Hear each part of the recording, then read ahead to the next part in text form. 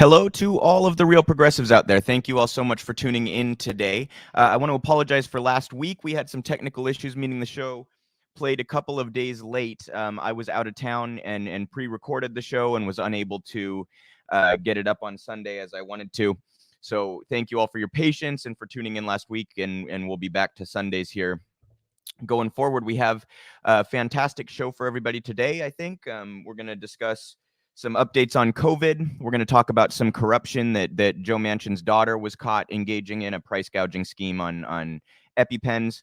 And I have a great guest today, which is Sabby Sabs is going to be on the show.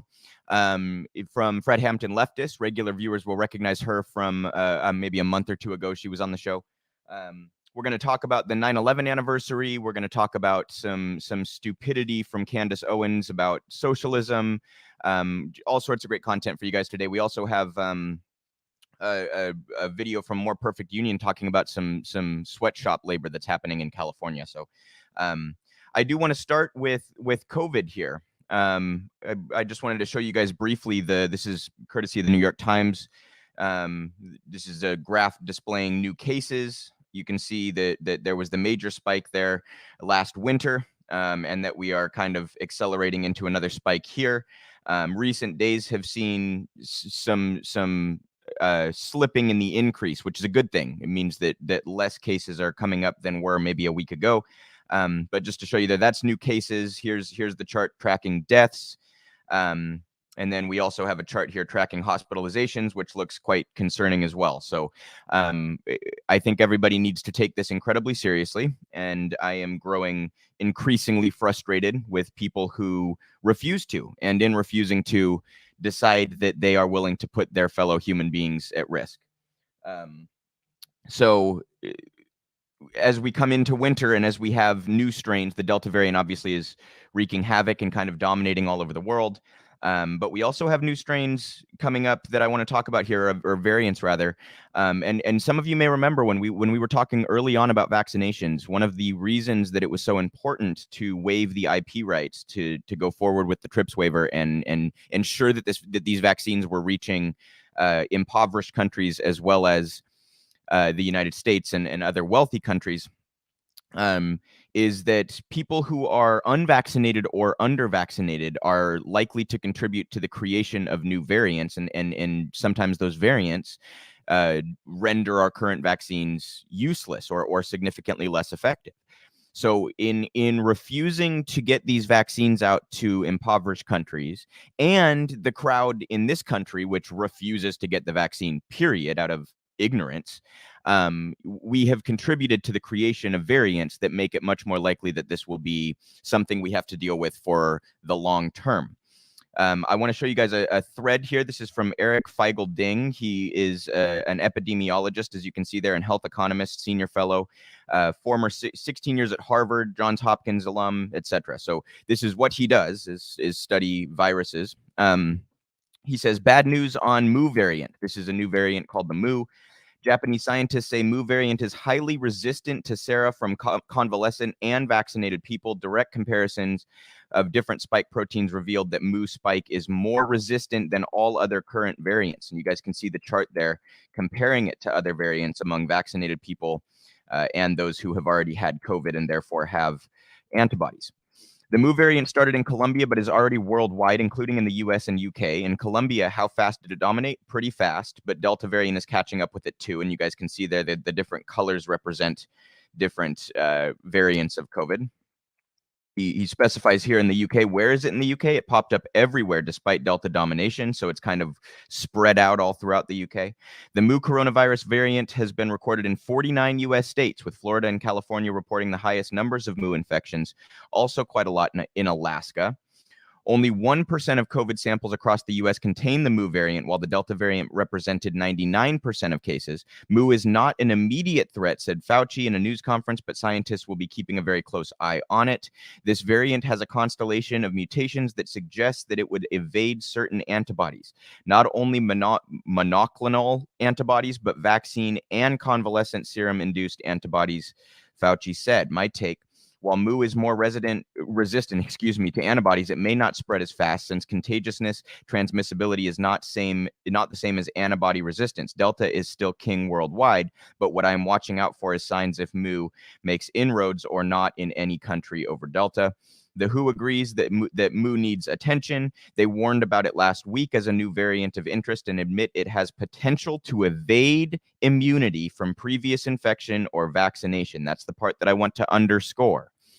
Here's a variant that has the potential to evade immunity from vaccination. So in our unwillingness to get these vaccines out worldwide as quickly as possible, we have in all possibility created a variant that is resistant to them. More on mu variant in South America. It increased in South America earlier than Delta, hence it seems to have a small foothold. So in other words, it came up before Delta, and Delta is still dominating. But there's some caveats to this, which is why I'm showing you guys this. But mu variant is slightly slowing in South America while Delta is expanding, but it is still variable by country. That said, since mu variant seems to be more evasive against both vaccines and evasive against natural infection, as more are exposed, mu might be more competitive over time as variants that can pole vault people better have a better edge. So in other words, you guys, the mu variant thrives in a way that Delta cannot and other variants cannot among people who already have antibodies against COVID, whether that's from vaccination or from having already been sick with it. So as more people get vaccinated and more people get sick, which over time happens, right? Every month, more people have had COVID and more people are vaccinated. As that happens, the environment might be such that mu sort of takes over and thrives in a way that Delta cannot. Viruses kind of compete against each other in a sense, right? So in other words, this may be a variant that renders our vaccines ineffective, which would mean what? It would mean another year of lockdowns or whatever. So this is what the kind of ignorance that we see in this country, and what the kind of pro big pharma corruption that leads to the resistance to waive the IP rights. This is the consequence that we get. It's insanely frustrating that science has turned into a cultural issue or a political issue. It's insanely frustrating.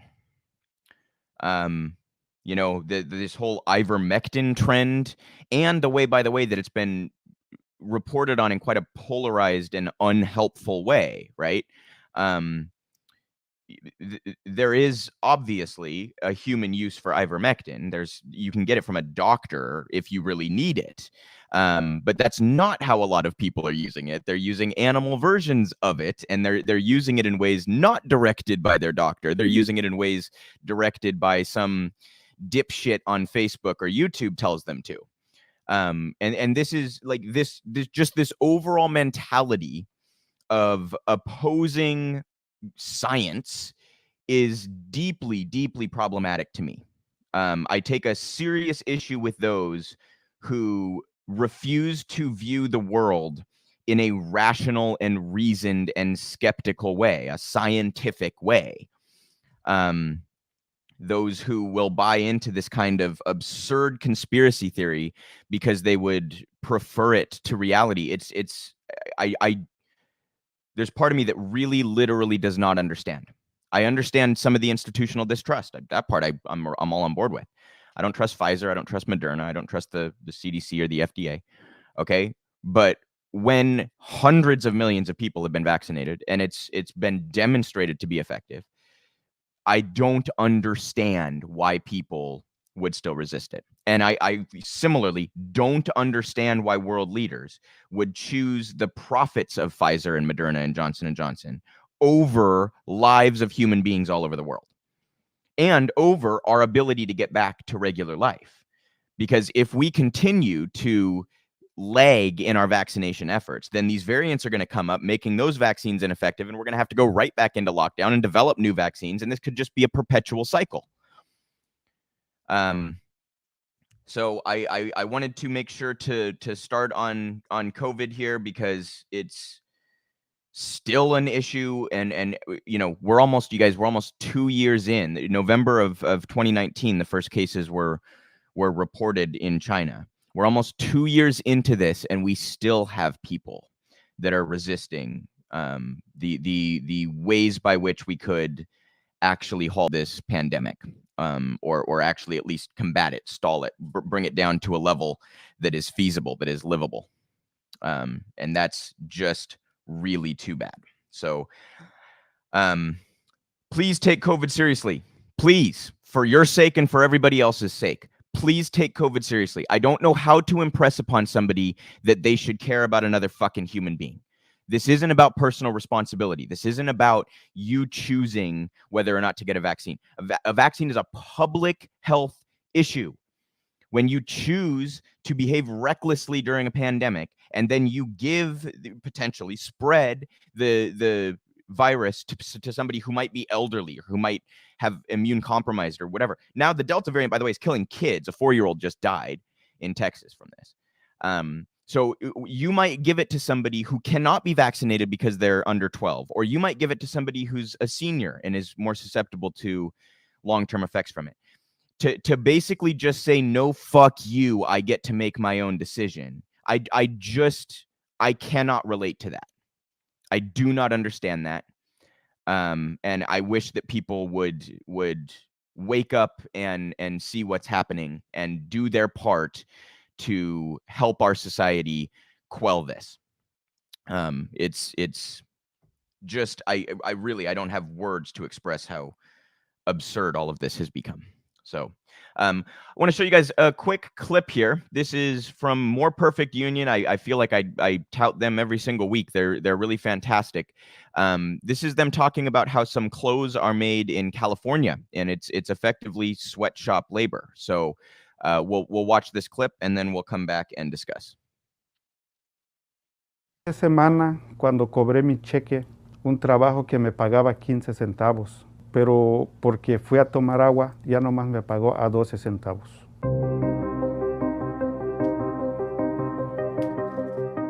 When people hear about sweatshops, they tend to think of factories in Bangladesh, India, and China. But in California, a state with a $14 minimum wage, garment workers are making as little as $3 per hour in overcrowded, unsanitary factories to sew clothes for Fashion Nova, Forever 21, Ross, Charlotte Russe, and other brands. Te podría decir de que yo he trabajado hasta veces 15 a 13 horas a 14 horas en el día y igual ganando ni el mínimo. There are more than 45,000 garment workers in Los Angeles. Workers are typically paid per piece, meaning workers' pay is based on the number of items they sew, not the hours they work. Workers make an average of $6 an hour, mere pennies per item of clothing. Casi la mayoría pagan por pieza, y cuando es por pieza es pura esclavitud, la verdad. Ahí trabajamos desde 2 centavos, 4 centavos, 5 centavos, 6 centavos, dependiendo de lo que uno esté haciendo. Hay trabajos que están bien complicados y gana uno hasta $220 por semana, en toda la semana, trabajando más de 65 horas. Y puede uno ir a buscar a lugares y para hallar una factoría que pague por hora, el salario mínimo está muy difícil. 1,000 piezas al día me hacía. Pero pues como era alrededor de, pagaban como 3 centavos, tendría que ser mucho para sacar.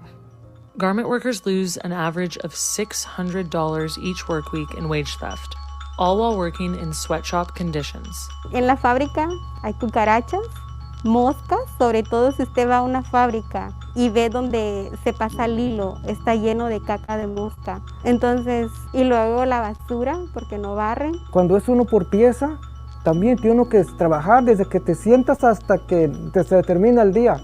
Sale uno todo cansado, con dolor hasta entumido de las piernas. Cuando yo estuve trabajando por pieza, algunas compañías no tienen ni agua, tenía que llevar yo agua, papel de baño, jabón para lavarme las manos. Fast fashion brands are raking in millions, selling new styles every week. But they're paying manufacturers so little, it virtually guarantees that the factory workers actually sewing the clothes make poverty wages. Even though, you might be buying this off of their website for, $25, you can assure that workers are actually only getting paid 5 cents per seam on that garment. In total, a garment might cost $1.50 to produce in a factory like this, but that's because workers are getting their wages stolen. A loophole in California law keeps Fashion Nova, Charlotte Russe, Forever 21, and other big brands from being held accountable for exploiting factory workers. The reason there's so much, exploitation and wage theft in this industry is because of a lack of brand accountability. The way the industry works is that brands contract with manufacturers and manufacturers contract with factories. So it's, subcontracting that's really leading to brands being able to wash their hands of the problem. Yo a las marcas les llamo opresores, les llamo que ellos son opresores y nos oprimen a nosotros en las fábricas con el precio que ellos pagan, porque por ellos es que nosotros sufrimos los costureros. A new bill in the California legislature could finally end per-piece pay in the garment industry and hold fast fashion brands accountable, increasing the enforcement of wage laws higher up the supply chain. The Garment Worker Protection Act, SB 62, would hold brands responsible for fair wages instead of allowing them to hide behind middlemen and clothing manufacturers. Nosotros los costureros tenemos nuestro lado oscuro porque no nos pagan el salario ni el mínimo casi. Y si nos pagan el salario mínimo, somos explotados. Nos toman el tiempo hasta para ir al baño. Entonces creo que voy a referirme sobre nuestra ley SB 62. The Garment Worker Protection Act has passed the California Senate and could soon become law if it clears the final hurdles, including being signed by Governor Gavin Newsom. Se deben responsabilizar las marcas para que nosotros podamos ganar un salario digno, para que nosotros podamos vivir tal vez un poco mejor o dar a nuestros hijos un techo, una comida, ropa, educación. Por eso estoy aquí para pedirle ayuda al gobernador, que sea consciente.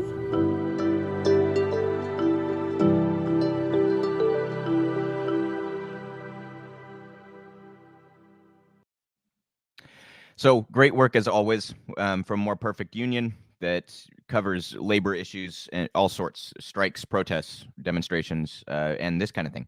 So they're urging their Newsom to, to take action on this. I mean, to be making sense to make clothes, you guys, to be it's effectively slavery. It's new age slavery. And I really want to note this is what capitalism drives us towards. I hope everybody recognizes that. If a producer can get away with something like this, they will. So the very conditions that are put forth by the economic structures that we've set up not only allow this to happen, but ensure that it will, instruct that it will. That we have such a rapacious incentive structure leads there to be nothing but upside for a businessman when they're looking at doing something like this. There's no human capital taken into account. And we need to do something about that. We need to fundamentally reshape our economy. We need to empower workers so that they don't have to be treated like this, mistreated like this, abused, really. It's violence. It's... I don't even know what to say. I mean, hard labor for cents is, we typically think of when we think of sweatshops, we think of other countries, but this was in California. This is in California. The one person said they were working something like 65 hours a week and, only bringing in a couple $100. That's there's no words to express how absurd that is and how abusive and exploitative that is. And who gets to make those profits, right? The company that we go online and buy clothes from get to make the profits on this labor. It reminds me quite a bit of, I'm sure many of you remember it kind of ties in with the whole Kaepernick thing, right? With Nike and Nike trying to come out and say that they supported Colin Kaepernick. And I supported Kaepernick through virtually everything he did. The one thing I thought he shouldn't have done is partner with Nike, because Nike literally uses slave labor in Southeast Asia to produce their shoes and then charges hundreds of bucks for them. So for Nike to come out and say something like, oh, we care about human rights too, Black Lives Matter. Well, do Southeast Asian lives matter? Apparently not. So it's there are two games that are played, right? There's the actual business practices where it's like exploit workers to whatever degree we can, abuse workers to whatever degree we can, and reap all of the profits for ourselves, monopolize what comes of that labor. That's the one side. And then the other side is the marketing campaign. So you see companies try to hop on board with Black Lives Matter, or the other one that drives me absolutely nuts, when a company that has spent decades or longer discriminating against the LGBTQ community puts a pride flag up in their window for Pride Month. They have no intention of acting on the issue. They just want the theatrical credit for it, and they think they can bring in more customers by engaging in the theatrical credit, right? So that's the kind of thing that you see in capitalism, where there's no substance to that rhetoric. And I'm sure that if you were to ask the producers that these people are working for, I'm sure they would say, oh, no, we believe in human rights. We don't want to take advantage of anybody. We think Black Lives Matter. Meanwhile, they pay 5 cents to, it's again, it's absurdity to a level that it's like, I don't think I have the vocabulary to properly express. I don't think anybody does. It's hard to it's hard to impress upon anybody how abusive capitalism is. And this is, by the way, I just want to tie this into something that we've been talking about quite a bit lately. This is like very much a part of the dynamic when we talk about the race to the bottom, which is states sort of engaging in trying to keep businesses and employment in their state, and therefore racing to the bottom. Companies love it because they get to get away with shit like that, right? Instead of the government stepping in and standing on the side of workers and saying, no, you can't treat anybody like that anywhere in the country, companies just will jump state to state wherever they're allowed to abuse and exploit workers. And the worker has no choice, right? The worker's impoverished. You can say to the worker, well, just move. How are you going to move if you're making $200 a week to work 65 hours? I mean, so we pigeonhole the workers. We put them in a corner where they can't do anything about it. They have no serious or substantive choice to make. And then we cater to the big businesses who abuse and exploit those workers. So we're going to talk later about the recall of Newsom. But whether or not that happens, and it looks like it's not going to, I hope whoever the governor of California is, that they will go forward with legislation that will crack down on that kind of abuse and exploitation. And I hope everybody will take note when we cover these various companies that abuse their workers. I know I've mentioned this before. Most of us don't really have a choice when we go to buy a product. You go into the grocery store and you think, oh, I got 15 options in front of me, but it's really 3 conglomerates that own all of those products.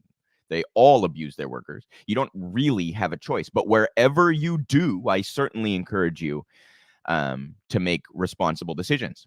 If you can buy clothes that are, produced by workers who are treated decently and not treated as sweatshop workers or slaves, I encourage you to do that. And if you can avoid companies that engage in this kind of bullshit, I encourage you to do that. Don't buy Nike knowing that some poor, maybe even kid in Southeast Asia made those shoes for almost nothing. Don't do that, if you can avoid it. So, and again, I don't mean to, we don't have great choices, and that is the system. That is the problem, that there is no alternative. This is what capitalism does. This is what it drives towards. This is what it incentivizes. This is what it necessitates, quite frankly. It's not just that capitalism allows this abuse. It necessitates it. It requires it. It implores businesses to do this. So again, just horrendous story there. Thanks to More Perfect Union. If you're not following them, please do go follow them. They're always breaking these kinds of stories and bringing us news on labor issues, labor organizing, strikes, workers' rights, etc. I did want to briefly touch on, I'm sure some of you saw that Candace Owens made an absolute fucking fool out of herself on Russell Brand's show. At least I think it was Russell Brand's show, right? It might have been the other way around. I think it was Russell Brand's show. But either way, they were talking, and Candace Owens I tried to find this clip for you guys, but I couldn't find the original one. I could only find people breaking it down. She basically tried to say, well, look, like all of the, Brand was criticizing how our wealth gap, how we allow like 0.001% of the population to like accumulate such a massive amount of wealth. And Owens tried to make the point. She tried to say like, well, but those are socialists. She actually tried to say that Jeff Bezos is a socialist. And it makes me wonder how the hell somebody can gain an audience in politics with that lack of understanding for some of the most basic terminologies in politics. She's literally saying the most successful capitalist of all time is a socialist. And I honestly, I genuinely think she does not even know what those words mean. She has refused debates on numerous occasions, at least with Kyle Kulinski. She refused a couple debates at Politicon, and apparently her people told Kyle that she wasn't ready to debate. Well, when you see stuff like this, you understand why her people would be like, yeah, no, we don't want you to know. Jeff Bezos is a socialist? I mean, honestly, if anybody can come up with a less true statement than that, I'm all ears, but I think you're going to struggle. That's right up in that category of most absurd things you could possibly say. That's saying 2 + 2 is 10. And Russell Brand did call her out on it, to his credit. I mean, he kind of, he was trying to say, like, we've designed our society where the resource allocation is what it is, where we basically allow this very small minority of people to, reap the rewards of our labor, the rest of our labor, and the systems that we've set up of distribution and these kinds of things. And she fires back with, well, but the billionaires are socialists. I mean, I again, it feels like this is the third story in a row where things are just so absurd. I almost don't even know what to say. It's like the story itself is the punchline, right? Do I need to provide any commentary on that? Candace Owens is kind of dangerous in the sense that she is treated by the right like a token. And I actually find that to be quite disgusting and condescending and belittling, but it's very obvious that they're all too happy to jump on anytime that they can find a racial or gender or sexuality minority that agrees with their views. They jump on it, right? Dave Rubin, and then they treat her like a token. And I think that's quite offensive and quite, patronizing. And she demonstrates on a pretty routine basis that she hasn't one fucking iota of a clue what she is talking about. Jeff Bezos is a socialist. I mean, really, that's a punchline in and of itself. I can't add too terribly much to that. And I was pleased to see that in large part the responses to that were slamming her for it because it's absurd on the surface. But you see there that the right wing, they don't, there's not substance to their arguments. They just have these key words that they jump to, right? Socialism, cancel culture, etc.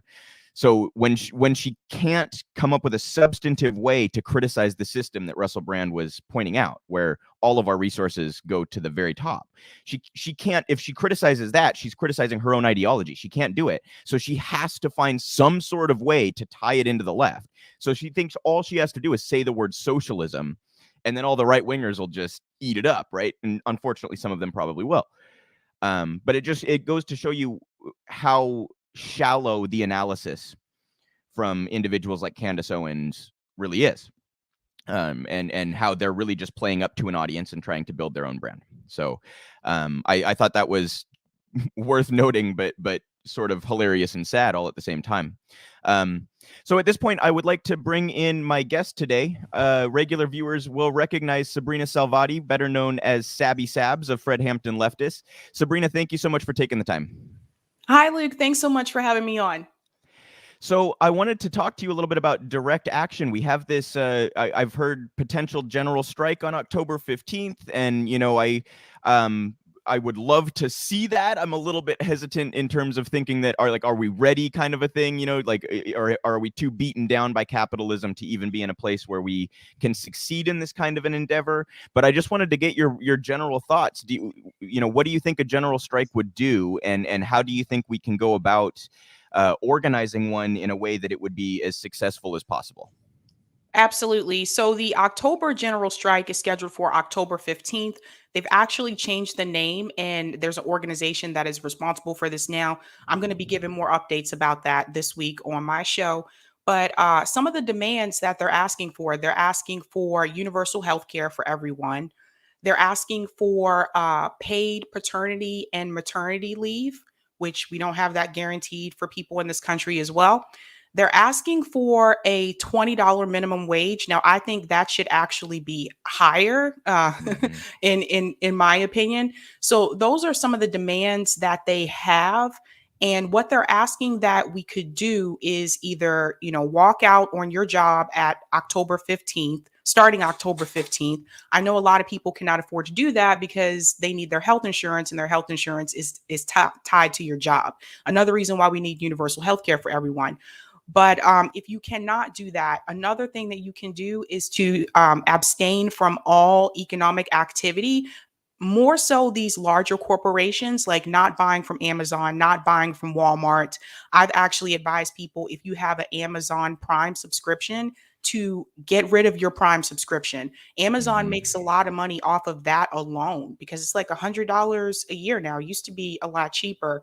But trying to abstain from economic activity. So in order to do that, that means that if there's things that you need to stock up. You're going to need to, make sure you have enough food, make sure you have, enough supplies and things that you need. But I would start with Amazon and Walmart because they are, the largest corporations that we have, and they make a lot of money. Yeah, absolutely. And you kind of brought it up there, but I think in some ways this barbaric system that we have sort of precludes us from even being able to engage in the kinds of demonstrations and protests that would be most effective. You mentioned healthcare and also just straight up rent. I mean, people can't, a lot of people cannot afford to take a shift off. So how do you see, and also, I mean, even affording the ability to stock up and these kinds of things, how do you see us addressing those barriers? Do you think there are short-term strategies that could at least break into that a little bit to make it so that more of the population could participate in a general strike like this, or at least a general strike's a little bit of a broad term, but you know what I mean? Like what you were just describing, not engaging with big companies and things like that. Well, we need to have a lot of mutual aid. And this is something where I wish we would have started this last year, because we could have started saving like mutual aid last year for the strike to happen this year, because you need enough mutual aid for people to be able to pay their rent for the next couple months. For this strike to be successful, this is what needs to happen. We would need to abstain from economic activity from these companies for a while. Amazon, a one-day strike is not going to hurt Amazon. Jeff Bezos is a billionaire. He has several homes. He makes a lot of money. That's not really going to hurt him. So what I wished would have happened is we would have started collecting mutual aid last year and not like trying to do it now, because this is so short term. But we need to have enough mutual aid so that people will be able to still pay their rent, to still pay their mortgage, to still pay their bills. And that requires a lot of work. What I have been recommending people to do, instead of taking your money and donating it to politicians, take that money and donate it to mutual aid groups, donate to direct action, because these are programs that we've seen actually work and help your community. This is what you're going to have to do. Now, some of you may wonder, well, what can I do if it's during the general strike period and I need to go to the store and I need to buy something? Again, I recommend that you stock up ahead of time. Like, companies really have to get hit. We really have to hit them in the pocket, because politicians have shown us time and time again they are not going to fight for these issues for us. The squad has shown us they're not going to do it. Bernie Sanders is kind of caving now. Like, he doesn't even want, you don't even hear him talking about these things anymore. So these are ways that we can get some of these policies that we've been fighting for. We can still get these things, but we need to do it through a general strike. And we've already started to see this happening across the United States, where companies are short-staffed. I know they're short-staffed at my job. Some people are quitting to go to other employers, but I've seen some people quit and they didn't even have a job lined up. They're just not willing to work under these conditions. So I think this is like the beginning stages of it, but we really have to hit them in the pocket. And so if you can do so, I'm asking you to try your best not to purchase from Amazon, not to purchase from Walmart. I think we need to start there, and to donate to mutual aid groups. If you go to mutualaidhub.org, you can see a map of all the mutual aid groups in the United States. Oh, that's fantastic. Yeah, very much encourage the viewers to go check that out. I totally agree. The mutual aid is a key aspect. And I would mention, you mentioned the politicians. I think to whatever extent there are good faith actors in powerful positions, this will force their hand. So it's not even like anti-Bernie to say we should do that. It's let's create an environment where if he's serious about his policies, he actually has the leverage to go to his colleagues and say, look at what you got to do. You know what I mean? I think the direct action creates an environment where the politicians have to respond regardless of their own personal feelings about the situation, which empowers us instead of us looking to them, right? And the other element of community building, I think, is this trust thing. And I'm hoping you can speak a little bit to this. I think there are a lot of people who really are like, they're with us on the ideas, but they don't trust the movement to succeed, so they don't participate. It's kind of like people who might, maybe a great candidate is running for X or Y office, and people say, but I've seen it fail so many times, why would I put my effort into this, right? So I think the same thing applies for a general strike or for community building or for these, any form of strike or protest or action. Can you talk about how that community building builds the trust and how we can actually go about breaking down those barriers? Yeah, so that will be the hardest part, because American people, like a lot of us, especially those of us on the left, we feel like we've already been duped like too many times, right? So that is not going to be easy. But one thing I can tell you to do is to look back at history. I mean, my grandparents told me when the civil rights movement happened, there were people that didn't think that was actually going to work. There were people that didn't think the women's rights movement was going to work. But those movements did accomplish things for people in this country. Now we still have a long way to go. There's still things that for women are not still equal in this country. We don't get equal pay in this country. There are still things that are not equal for Black people in this country. So we still have to work on that. But those movements actually did make a difference. It's not like Congress or, the president just woke up one day and said, okay, I think we need to integrate schools. I think, the whole separate but equal, doctrine is not true. It's not working at all. They were pushed to do it by the movements that happen with people in this country. And so what I would say, especially to someone like Bernie Sanders, the movement that you started in this country is still happening, but we need people like you to back it. So when we had those marches for Medicare for all in this country in over 50 cities across this country, where were you? We need people like you to tweet it out. Now, yeah, we had good turnout, but do you know the number of people that we could have had at those marches if someone like AOC from the squad tweeted about it, if someone like Bernie Sanders tweeted about it? So we're doing what you told us to do. And now you're telling people to support Gavin Newsom. You're telling people that Joe Biden's doing a good job. So your movement has not been forgotten, but you have walked away from it. And this is problematic. You stood up in front of thousands and thousands of people, and I was one of them here in Boston, and you told us that we needed to fight for these things. And now that Trump is out, it seems like you're telling us just to settle and just to be happy that Trump is gone. I'm not seeing you push against Joe Biden. I'm not seeing you push against the squad. We need you to be more bold, the same type of boldness that you had when you were running for president. Keep that same boldness. This is the problem that we have a lot of times with politicians. They only want to talk about these things. They only want to have this rhetoric. They only want to be bold about it when it's for their campaign. We need you to be bold about it when you're not running for election. And this is the reason why politicians should not lead a movement. We need to have everyday people, the 99%, we need to be the ones to do it because we are not tied to a particular party and we do not have an allegiance to them. That's a really fantastic point. And I think like when we look back at the civil rights era, we don't compliment LBJ. He was actually a pretty bad dude. We compliment like MLK and Malcolm and, like, so to your point, it's the organizers and it's the people who are sharing this message and forcing the hands of the politicians who are actually doing the work. And I think sometimes we do like maybe focus too much. Like politicians are, we focus on them as individuals and their individual ideology as opposed to what they represent in the system. You know what I mean? And I think direct action is the quickest way to get around that in a sense. So I'm very hopeful that these movements will be as successful as possible. But it's maybe I'm too skeptical because I've been following leftist politics for a little too long, but I'm very hopeful I'll be proven wrong on that. I really am. I want to encourage everybody to check out can you say one more time that website for mutual aid?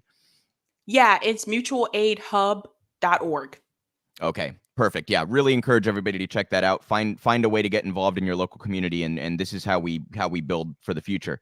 To kind of nicely pivot there on the topic of politicians, I think the Democrats' approval rating right now, Biden and Harris's approval rating right now, is kind of indicative of what you were talking about, right? As inadequate as their platform was, there are things they ran on that would have been small steps in the right direction that they have entirely refused to address, or let alone actually legislatively do something about.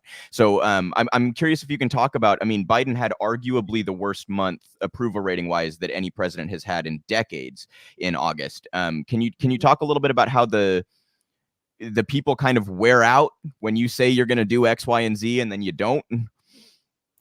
Absolutely. The biggest thing is look, the American people are not happy right now. It's not just Republicans. There's some Democrats that are not happy with the Biden administration. There are a lot of independents that are not happy with the Biden administration. And I'm one of those independents. And I think the biggest thing that they could have done, or some of the things they could have done, number one, decriminalize marijuana. Joe Biden already said he doesn't even want to do that. So we still have people being locked up for that. It's ridiculous. How many states have legalized this already now? So, and I'm in one of them. I'm in Massachusetts. It's legal here. We have shops here. Now, the second step to that, which has not been done here in Massachusetts, is you need to exonerate those prisoners that are in prison right now because of marijuana. And I call on Governor Baker to do that. There's no reason that they need to still sit there. And you have people making a profit off of the same substance that they have been in prison for all these years. Let those people go. The next thing that they could have done, they need to cancel student loan debt. Yeah. The economy is not going to fix itself. There are so many young people that are struggling with student loan debt. They can't buy homes. They can't get married. They can't start families. Do you know how much money that could pour into the economy if you just cancel student loan debt? But they already told you they're not going to do that. Nancy Pelosi lied to you and told you that the president can't do that. That's actually not true. The president can. They're making up all these excuses because they have donors from student loan companies like Sallie Mae, and Sallie Mae donates to Democrats and Republicans. They're actually giving more money to Democrats now than they are to Republicans. So that's another thing they could have done. You have to fix the healthcare system. Joe Biden said he was going to expand Obamacare. They're not even expanding it now. He's talking about, well, maybe we can lower Medicare to age 60. No, you need to give it to everybody. There's no excuse for this other than the fact that you take money from Big Pharma, him and people like Jim Clyburn. Those are three things that they could have done that would greatly turn around their approval rating. But I'm telling you right now, his actions with Afghanistan is also not helping his approval rating at all. What we have right now in office is just the Obama administration expanded. This is where we are right now. Nothing has changed. And I tweeted this out. My life has not improved under Joe Biden's administration. So what I tell people, it's not so much about the person you put in. If the system itself is still corrupt, the political system in this country is corrupt. They are public servants. They're supposed to support the people, but they support corporations. You got to get the corporate money out. So until you change the system, it doesn't matter who is running. They can have the greatest intentions, the best intentions to implement change. But once they go into DC and once they get into one of the two parties, they fall in line. And that leads me to my next point. This is why we need a strong third party in this country. And we need to have someone run on that ticket who is very well known, someone who is extremely popular, someone like Dr. Cornel West. That is how you break the chain. And that person may not win, but they can pull enough support away from the Democrat candidate to wake the DNC up in this country. Yeah, I 100% agree. I also think ranked choice voting is a very key mechanism to allow that to be as successful as possible. But just to underscore what the three things that you mentioned are all things he could do without Congress. I want to make sure everybody understands that during an emergency, he can use the Social Securities Act to implement universal health care if he so choose. This actually happened in a town in Montana that had asbestos poisoning. So and student loan debt could be canceled. Literally the sign of a pen. It would take him 2 seconds. So yeah, I definitely want to underscore those points. I want to show a quick video clip here actually and get your opinion on this. It's Nancy Pelosi talking about the Republican Party. So we'll watch this clip here. It's just a couple minutes long and then get your take. And I say to my Republican friends, take back your party. The country needs a big, strong Republican Party. Here I say that as a leader in the Democratic Party, but we need a big, strong Republican Party. You've done so much for our country. Take pride and take back your party. Don't have it be a cult of personality. So that's the part that really mattered there was the unbelievable to me. She's just outright saying, I want a strong Republican Party, right? What's your initial reaction to that? Well, first of all, why is Nancy Pelosi giving Republicans advice? This makes no sense to me. Meanwhile, she's calling for everyone again to support Gavin Newsom in California, who's running against Larry Elder, and he's no better either. But this is where we are now. We have Nancy Pelosi giving Republicans advice on how to improve their party. Now, why would she do that? Because both parties are corporate. Because they both follow that ideology, they both follow. And I talked about this the other day. If you were to remove the issue of abortion, this is a big one. That's a big one for Republicans. That's a big one for Democrats. Republicans can say that they're Republican because they're pro-life. And I've heard people say that. Democrats can say that they're Democrat because they're pro-choice. If you remove the issue of abortion, we can have more in common than you may realize. That one really separates us, and it's done on purpose. A lot of people don't know this, but a long time ago, Catholic priests actually used to do abortions. This was not always a topic that was a part of the Republican Party. They adopted it so that they could get the Christian community, that support, to come over to the Republican side. You can all look this up. I guarantee you, that's one of the issues that we can remove and just phase that out, and that can bring us together more, because that issue I find tends to really separate us. But they go on the social issues to keep us divided. If you talk to some conservatives, you might be surprised how many of them actually do think everyone should have health care in this country. But they keep us divided on the other issues. And so we don't have those conversations with people who are not on the left. So you have to talk to people outside of your circle, and you might be surprised how much you have in common. But Nancy Pelosi, her giving advice to Republicans, that just shows you again, who she is. 100%. Yeah. And to underscore the point about abortion, there's actually, I wish I could cite it, but there's a verse in I think it's the Bible, that God basically instructs a man who thinks that his wife has cheated on him to give her bitter water. And if the child is not his, then the child will die.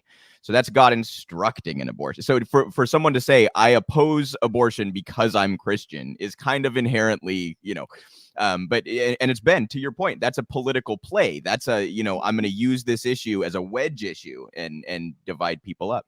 And Pelosi, this seems to be a pattern actually with the Democrats, where they very clearly, they're incompetent when they go to fight Republicans. And then the second that Bernie Sanders might win the presidency, all of a sudden the Machiavellian geniuses come out. So can you talk a little bit about how they clearly are kind of gatekeeping for the Republican Party in a sense, and are sort of more inclined to oppose progressive policies than they are conservative policies? They never want to go too far to the left. That's Democrats and Republicans. Pay close attention to this. Look at where we are now. When Biden was running against Trump, remember they told us vote blue no matter who. No matter who. Think about that. They told us vote for the lesser of two evils. That in itself was admitting that Joe Biden was evil. I don't know if everybody picked up on that. And they told us that we had to do one or the other. But in reality, we didn't. Now, we did have the Green Party. They did not have enough advertising. Their marketing is not well done. I've said this before. They do not get their name out as much as they should. But again, props to Howie Hawkins, but you need a bigger name. You need someone that is very well known. And again, that candidate may not win, but they can pull enough support away from the Democrats that really, as long as you continue to vote for Dems, they're never going to change anything. You have to wake them up. You have to open their eyes to the fact that, hey, I don't necessarily have to vote for you. I don't have to vote for you because we may agree on social issues. Green Party had some of those same platforms, had some of the same issues that Bernie Sanders had on his, So Green Party actually had a whole plan for reparations. But a lot of people didn't know that because it wasn't promoted and it wasn't advertised well. So you have to have someone that is a big name. You have to pull the support away. If you continue to vote for them, they're not going to change anything. They'll continue to do the same thing. And I think this is something that Ralph Nader understood very well. Yeah. I think this is something that Ross Perot understood very well. These third-party candidates can implement change. Ross Perot prevented George Bush Sr. from winning a second term. Yeah. And if people think that Joe Biden is automatically going to win a second term, I got news for you. You have to wake up. He is consistently losing support. I don't know about you guys, but I'm not voting for him. And if it's not him, if it's Kamala, I'm not voting for her either. So this is how someone like Trump can come in and win again. And I have to get people to understand this. It is not guaranteed that he will go into a second term, because people's lives have not been improved. You still have people in this country that don't have health insurance, that have high medical debt, people who are dying because they don't have health care. So until you change those things in this country, we are going to continue to repeat and repeat, doing the same thing, getting the same results. It is not going to improve. There is nothing written that says that you have to vote for them. Now, some people say, well, there's only two parties. So if you don't vote for, this is what they do. They use fear. They said, well, if you don't vote for Biden, then that's a vote for Trump. And Trump may win again. Well, hell, who cares? Who cares? Maybe that was what needed to happen. Maybe he did need to win again so Democrats could wake up. But I can tell you right now, I have friends in Georgia. I don't think a lot of those first-time voters that came out to vote for Joe Biden in Georgia are going to vote for him again, because he reneged his promise on those $2,000 checks. And I know a lot of people who really needed that money. I don't know about Arizona. I'm not too big on that, but I don't think that Georgia will be blue again. If that happens again, I'll be surprised. Yeah, and Warnock is also up in 2 years, so the Senate would also be. Yeah, and yeah, to your point, I mean, it's a dereliction of duty in a sense for them to think, or it's just a form of ignorance, I suppose, for them to think that they have to do nothing to win this election again is quite something. You brought up Ralph Nader. He actually has, and I'm paraphrasing, I'm sure, but he has one of my favorite quotes ever. He says, the only difference between the Republican and Democratic parties is the velocities with which their knees hit the floor when corporations come knocking.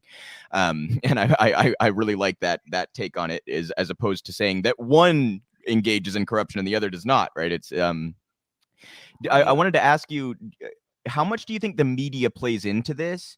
And are you encouraged by the generational gap in what kind of media is being digested, right? Older people tend to go to the legacy outlets, the cable news outlets. And then younger crowds tend to go to online sources and print sources and podcasts and things like this. Are you encouraged by that? Do you see that as a better environment for pushing our cause? And how much do you think that that's been detrimental to our ability to invoke progressive policies? Yeah, absolutely. So younger people were more likely to be on social media. It's just true. Twitter, Instagram, Facebook. That's actually how I discovered a lot of, leftist commentators, social media. So we have that going for us. But the problem is when it comes to the older generation, they are the ones who heavily go out and vote. A lot of them, came through and put Biden through. Same thing with, Obama. Like when it comes to voting, and I'm just going by the numbers here, when it comes to voting, we don't necessarily show up in numbers the way that we could or the way that we should. We didn't show up in numbers the way that we should have for Bernie when he was running against Biden in the primary. More of us should have come out for Bernie Sanders. And that's unfortunate, but you can't go back and change the past. The biggest hurdle that we tend to run into is that mainstream media is constantly, tainting our narrative, tainting our needs and tainting our wants.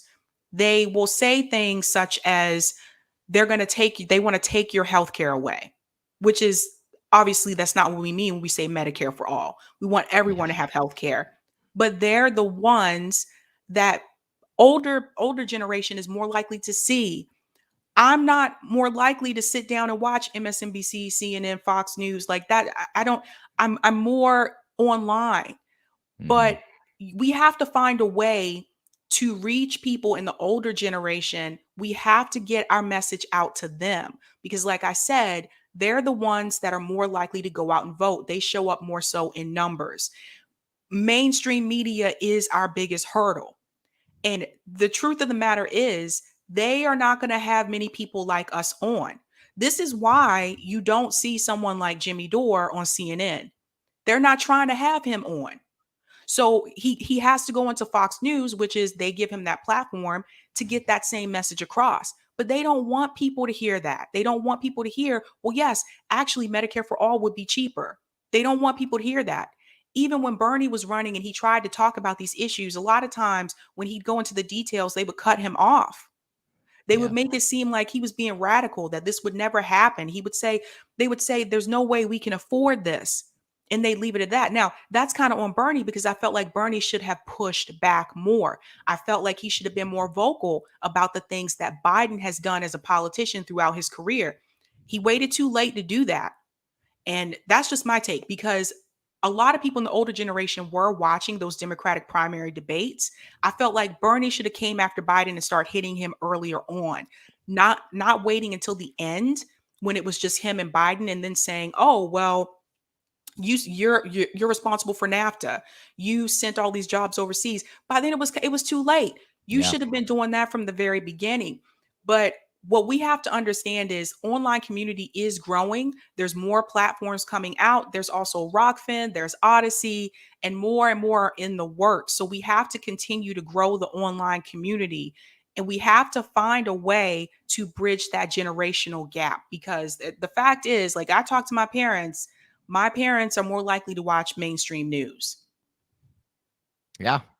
Yeah, no, I understand. I that's clearly there's a generational gap there. It's the numbers bear that out. I am encouraged by the fact that cable news seems to be at the beginning of their demise. I mean, their ratings are just absolutely plummeting, and that to me is a joyous thing. I think Trump, in some sense, saved them for 4 years because they had this sort of wedge issue in and of himself that they could play off of, and and just quickly on your point about the funding mechanisms, I just want to tout Stephanie Kelton's book, The Deficit Myth. Stephanie Kelton was Bernie's chief economist for quite some time, and she writes about how affordability is never a problem for a monetarily sovereign nation when it comes to funding these programs. So if anybody out there has not read The Deficit Myth, I want to highly recommend that. We know we can afford it. And I was disappointed that Bernie didn't make that argument. He should have just said, no, Congress will authorize the spending and we will have the money for it. It's not, to swing back to the media point, what do you think that us independent content creators and I would extend this to independent activists and things out there that might be watching, what can people do to try to play a part in this movement in their own various ways? Well, number one, don't repeat the same talking points as mainstream media. I'm seeing some leftist commentators saying the same things that MSNBC and CNN is saying right now. Mm-hmm. People that I would have never said this a year and a half ago. They're falling right into that whole mainstream narrative because the fact of the matter is now that Trump is gone and Biden has won, all the money is in the center. It's not so much on the left anymore. So they're following the money, and that's unfortunate. So number one, please do not fall into that trap. Please do not go become this pro, Biden stand just because to help you get around the algorithm on YouTube or to help you, get more money, because that is happening. Number two, you have to be willing to call out the squad. I know we heavily supported them. I know that they ran grassroots campaigns, but when they mess up, you have to be willing to call it out. There are people out there that have massive platforms and they are constantly making excuses for the squad doing nothing. And it is not helping the movement. Number two, if you are not involved in activism, please get involved in activism. There are many ways to do this. You can do so through protests. You can do so through direct action. You can do so through mutual aid. And by mutual aid, that doesn't just mean giving money to mutual aid groups. You can do mutual aid for people yourself. Anything like getting groceries for someone. Mutual aid can be babysitting. Mutual aid can be picking up prescription medications for people. A lot of people need that. They need someone to do that for them. Helping people in your community. Those are ways that you can also get involved. But you can't just talk behind a mic. You can't just sit here and talk behind a mic and tell people to go out and do these things and you're not doing it yourself. So you have to like practice what you preach, and we don't have enough of that. So for those of us over at FHL, one of the things that we constantly say is that we're not just podcasters, we're activists with a platform. So you'll see us multiple times if you follow us on Twitter, tweeting these direct actions, tweeting different mutual aid requests that are needed. And there are mutual aid groups on Facebook and on Twitter as well. People need a lot of help. And with all these people being evicted right now, unemployment, expiring, people need help and we need to help each other. I don't know about you guys, but I don't want to sit around and wait for another person to get elected and maybe do what they say they're going to do. Yeah, I totally agree. I think people can very much tell the difference between somebody who is doing a show for the sake of doing a show and somebody who is actually involved and wants these things to change on a grassroots level. I think that's a very poignant point. And also, to your point about like the squad and Bernie and stuff, I think one of the ways that the left gets divided, and I think it's in a synthetic way, I think it's in an intentional way, is that we engage in politics on such an individual to individual way where it's like when someone does something good, we cast them in good silo, and then someone does something bad, we cast them in bad silo. And then going forward, we just evaluate those people based upon what we already thought, right?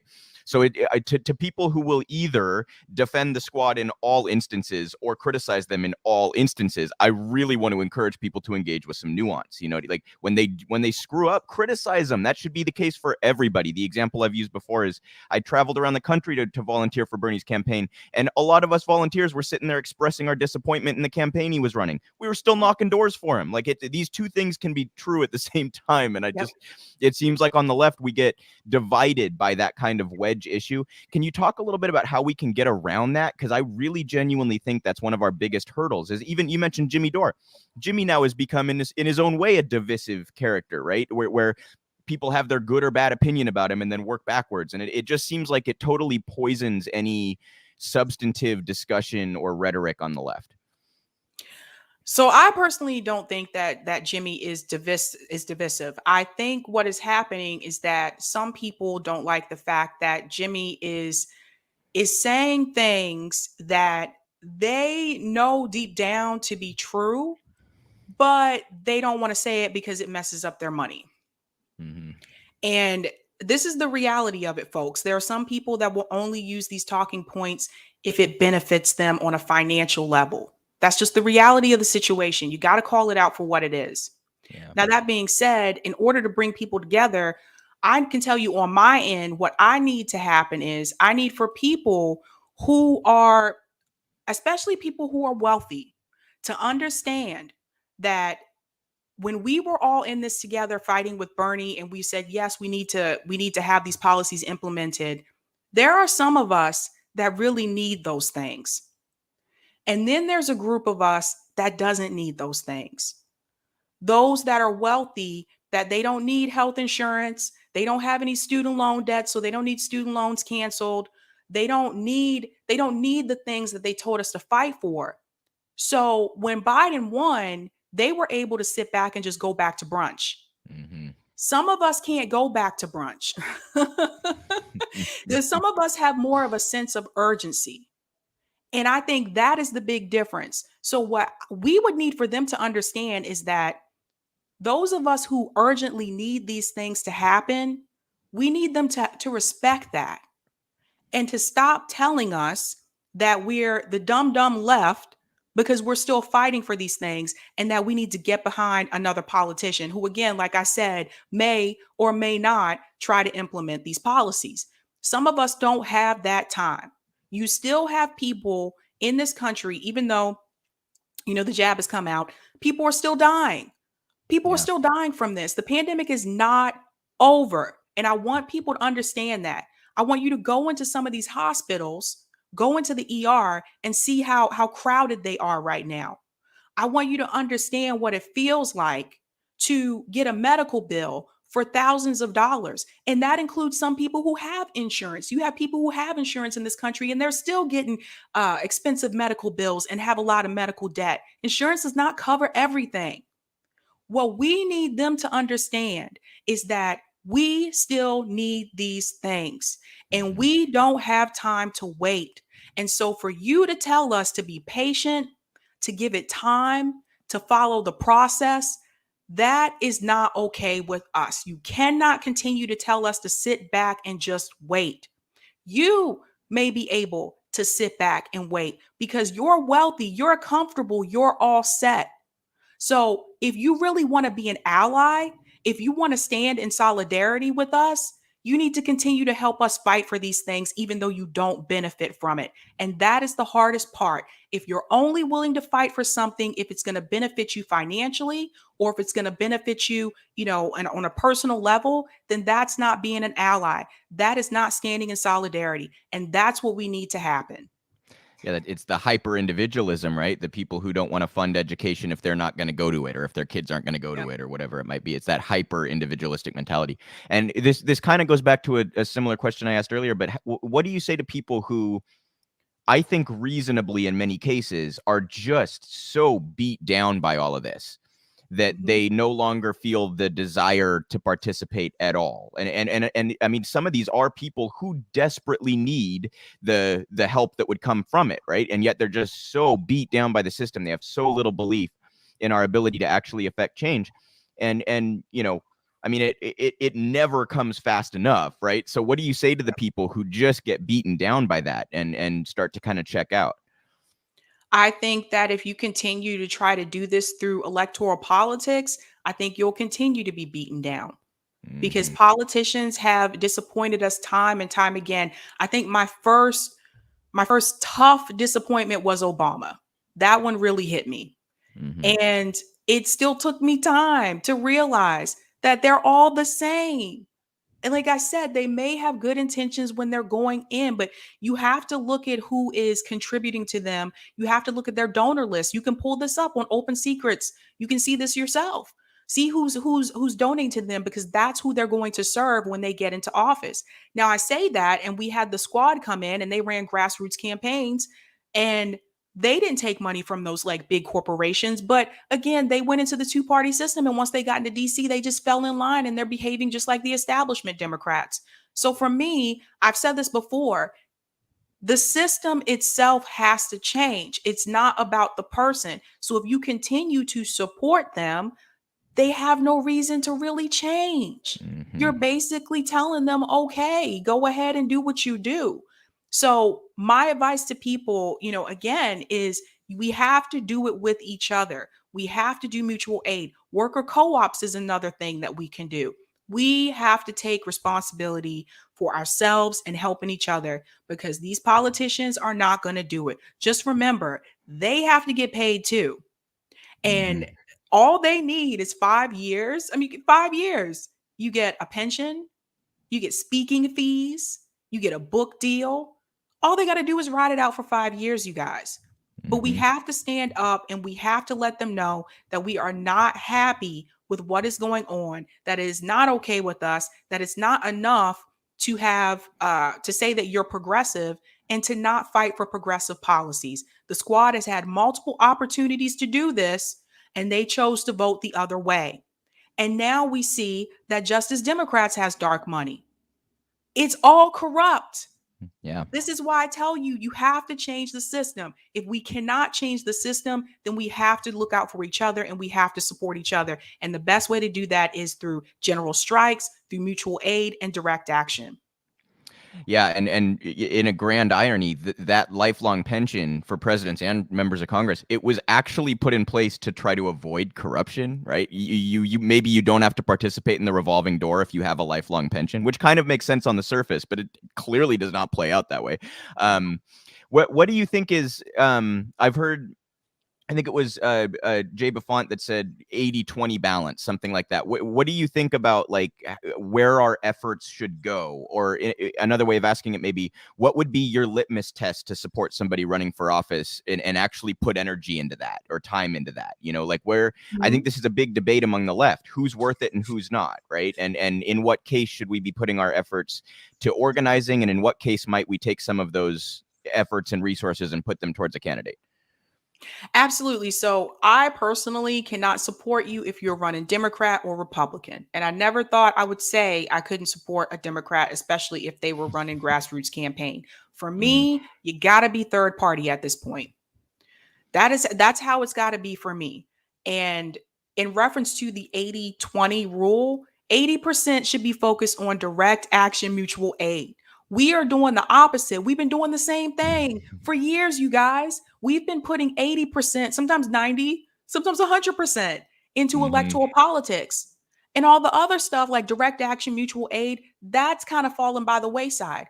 A lot of times, the only time you see us get involved with direct action is when something happens that sets us off. For example, the George Floyd situation. That really got a lot of people out in the streets. That got a lot of people out demanding, like, no, we have to defund the police. This cannot happen. This cannot continue.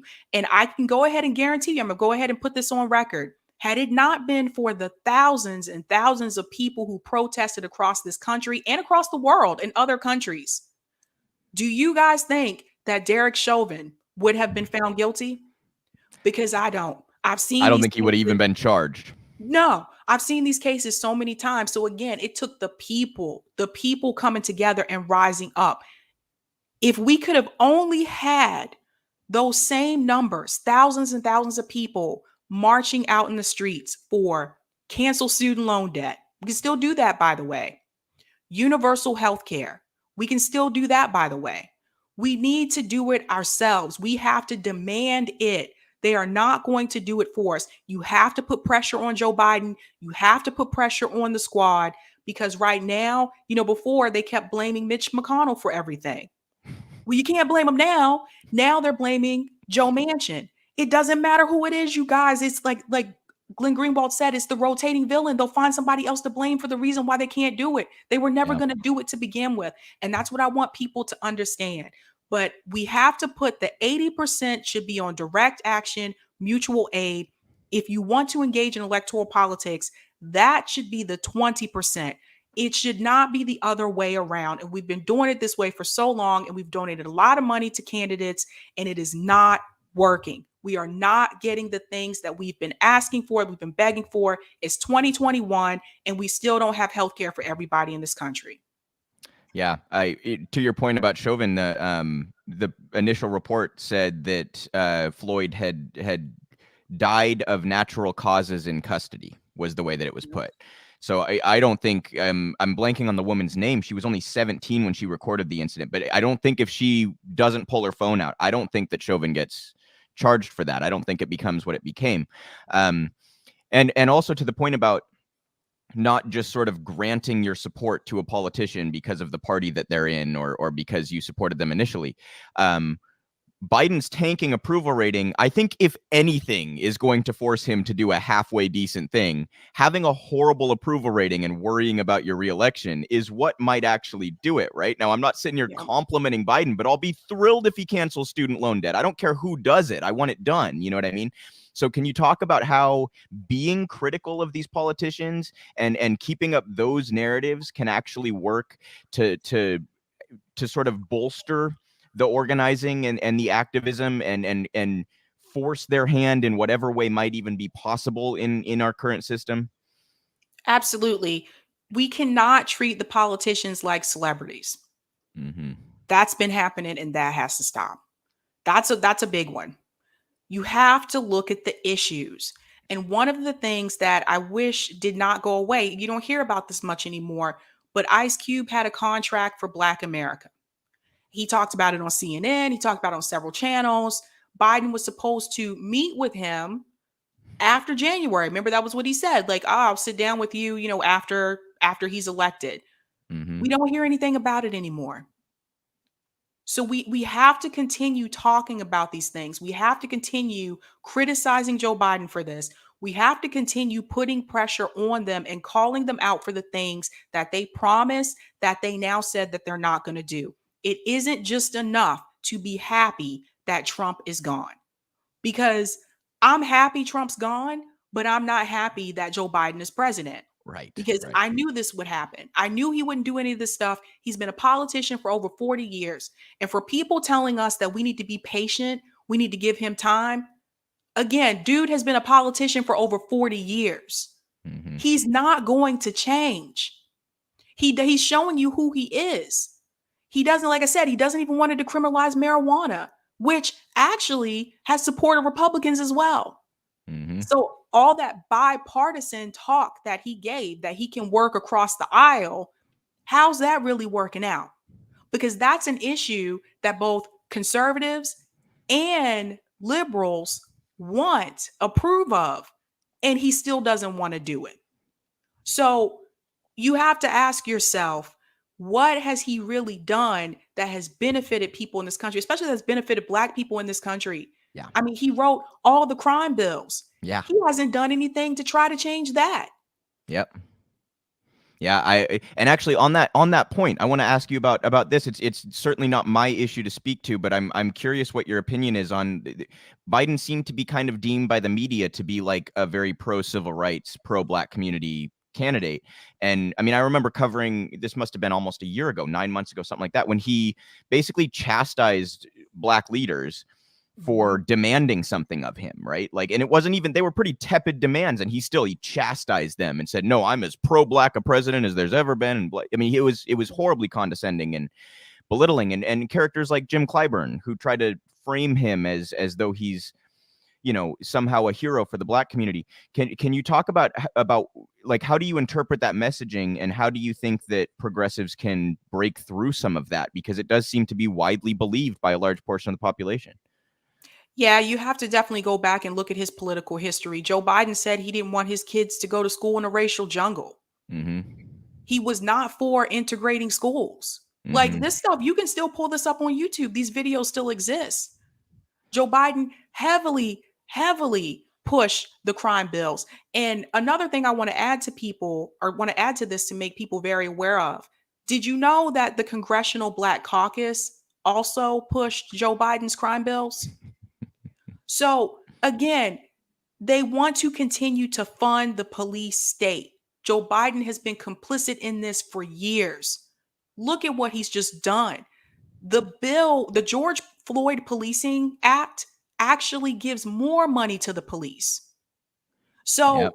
you have to be very careful. And I know people don't want to read bills. I know they're long, and I know there's a lot of lawyer language, and people are just like, this is too much to read.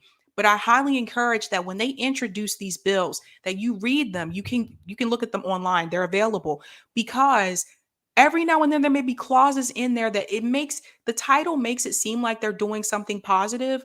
But if you actually read the bill, you'll see that they're still giving more money to the police. So if Joe Biden really cared so much about the Black community, why is he trying to increase police presence in this country when we've seen repeatedly, time after time, police harassing Black people, killing unarmed Black people, and not experiencing any type of repercussions for it, not even being arrested for it, just being suspended and getting paid leave.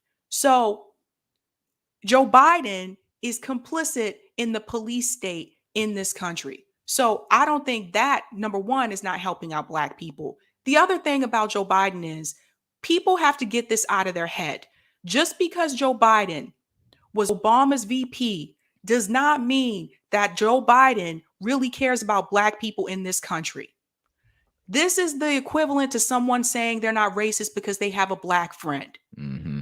You have to get that thought out of your head. And these are the things I want people to understand. I feel like it is really easy to believe that because we had a Black president, that we have we progressed so much in this country. This is still a racist country. Mm-hmm. And what Joe Biden and Democrats do is they will show you examples of symbolism to make it seem like things are changing and that they're for Black people in this country. It's the ridiculousness of Nancy Pelosi and Jim Clyburn kneeling in kente cloth instead of fixing the schools in Black neighborhoods. Instead of, exonerating all those people, which primarily were Black people who are in prison under Joe Biden's crime bills for marijuana, who got 20-year sentences, instead of exonerating all those people. You see, they don't really do anything. They don't really actually have action. They just present symbolism. They declare Juneteenth a holiday instead of actually helping fix the racial wealth gap in this country. You want to fix the racial wealth gap in this country? Give Black people reparations. You want to fix the racial wealth gap in this country? Cancel student loan debt, because Black women, we hold the largest portion of student loan debt. This is why I'm telling you, this goes to show you that they don't really want to do anything for us. They just give you gestures. They give you symbolism to make it appear like they do, and you cannot continue to fall for it. Next time, ask them, what have they actually done? Absolutely 100% agree with that. And just to add one quick quote, that this was actually quite recent. It was, relatively recent for Biden. He's had a long career. In 2008, when he was running with Obama, he said, this is a direct quote, I have this memorized: Barack Obama is the first sort of mainstream African-American who is articulate and bright and clean. That's a quote he said in 2007. Yeah. 07, 08, something like that. But anyway, I mean, that's so beyond the pale, I don't even know where to start, right? I mean, it's apparently Frederick Douglass and Nelson Mandela and MLK, and we could go on and on, Rosa Parks, on and on and on. These were not clean people or intelligent people. I mean, that is so beyond insulting. I don't even know where to start with that one. And one more question on this topic. The Texas abortion ban is getting a lot of discussion right now over the last week or so. Joe Biden was one of the chief actors that put Clarence Thomas on the court by chastising Anita Hill. for daring to come forward with sexual assault allegations against Clarence Thomas. Tim Kaine, who Hillary picked as her running mate, supports the Hyde Amendment, which, for those who don't know, disallows federal funding from going to abortions. So can you talk a little bit about how the perception is so different from the reality in terms of the Democrats' actual position on women's rights, and what has actually caused the circumstances where this law could be confirmed by the Supreme Court? Absolutely. I mean, Joe Biden claims that he cares about women's rights, but if he cared about women's rights, why didn't he let Anita Hill's witnesses testify against Clarence Thomas? Mm-hmm. And Anita Hill had evidence. Didn't even want to let them speak, but he cares about women's rights. If he cares about women's rights, why did he sexually assault Tara Reid? Oh, but I'm not supposed to say that because we're not supposed to believe Tara Reid. I believe Tara Reid. Mm-hmm. You have to look at Joe Biden's history, the behavior that he has exhibited. This man is not innocent. And this is all a scheme by the Democrats. And I say this because if you pay close attention, pay attention to how people like Alyssa Milano, they all came out against Brett Kavanaugh and said, believe women, hashtag me too. Remember? Mm-hmm. Everybody remember all that? Okay. Where was believe women and hashtag me too from those same people when Tara Reid released her story about what Joe Biden did to her? Mm-hmm. All of a sudden it was, don't listen to Tara Reid, vote for Joe Biden.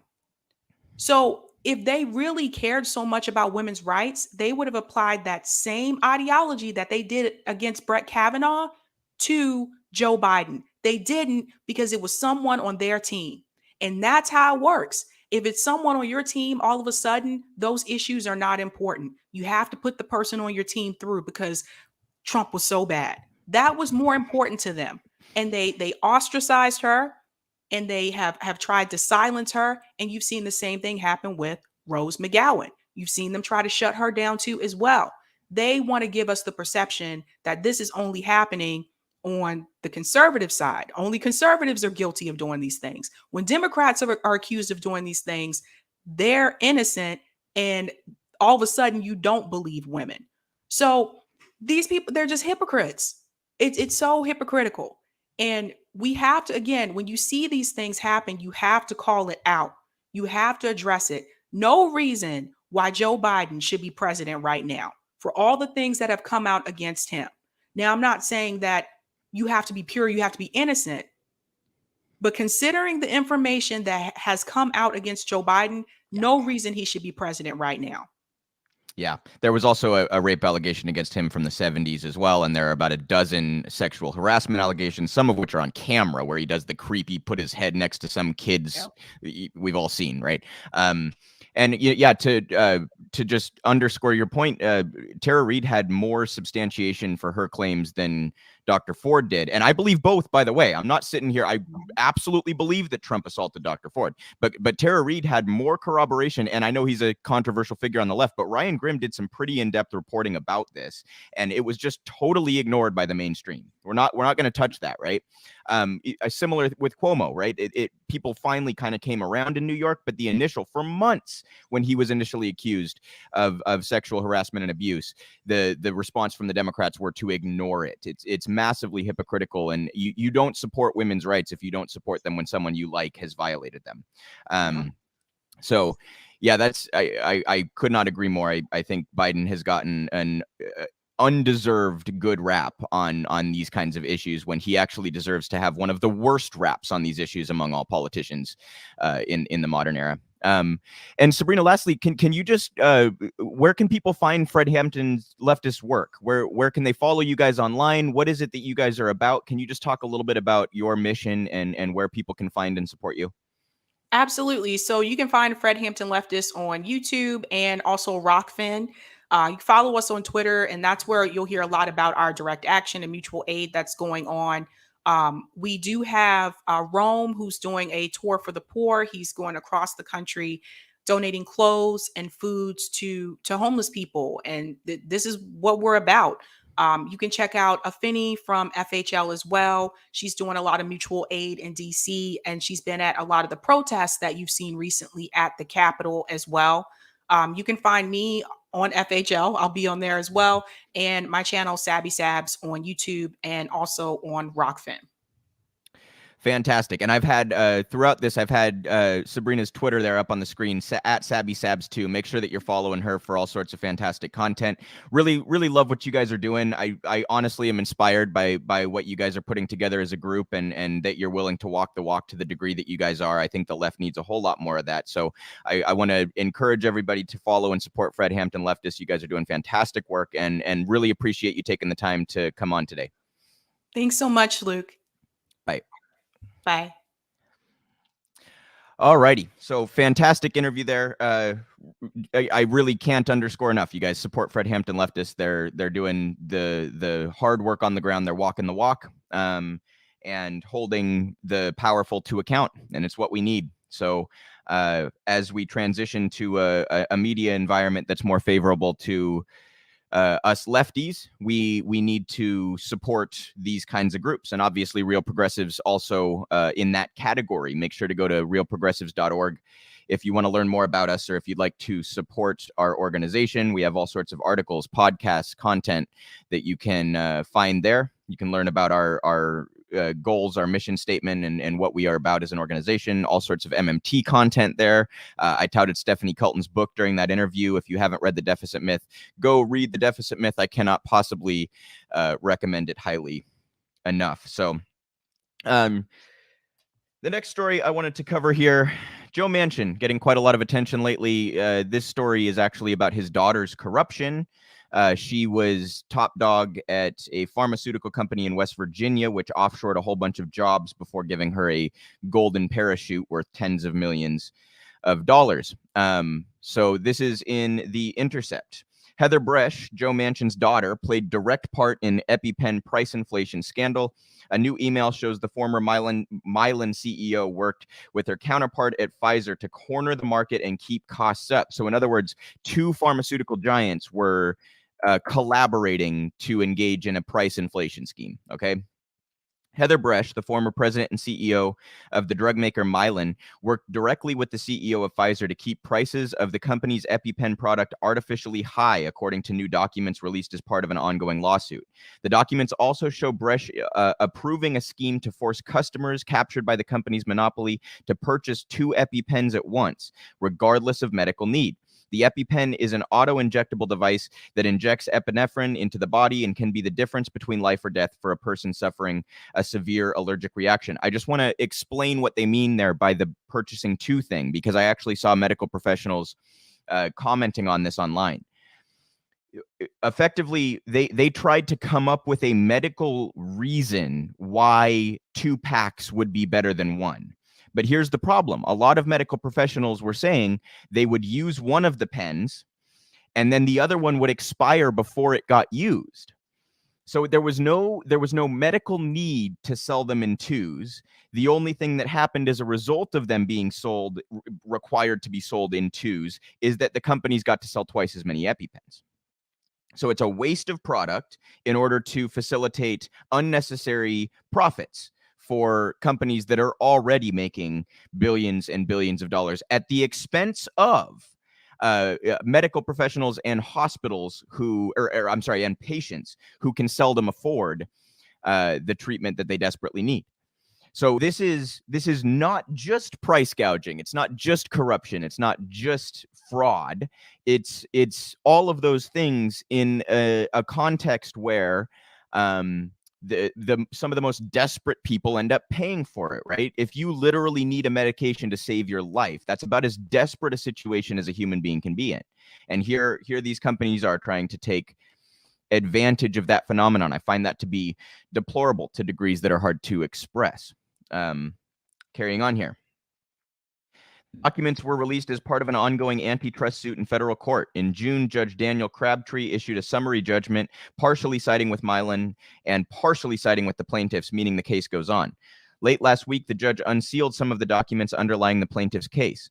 Among the documents is an email sent on behalf of Bresch, who is the daughter of Senator Joe Manchin, to her counterpart at Pfizer, then CEO Ian Reed. In the email sent in January 2011, Bresch confirms a previous discussion with Reed in which she says that the two agreed that a part of a deal, Pfizer would disinvest from its EpiPen competitor, Adrenaclick. Eliminating its main competitor would then allow Mylan to continue raising its prices. And they have the email here. It says, Ian, I trust all is well. I'm sending you this email as a reminder that you were to send me confirmation relative to our discussion regarding EpiPen. In that discussion, you indicated that you would be divesting your Adrenaclick product once the Pfizer King deal closes. I understand your tender offer is closing today, so I would appreciate receiving your response as soon as possible. All the best, Heather. Okay.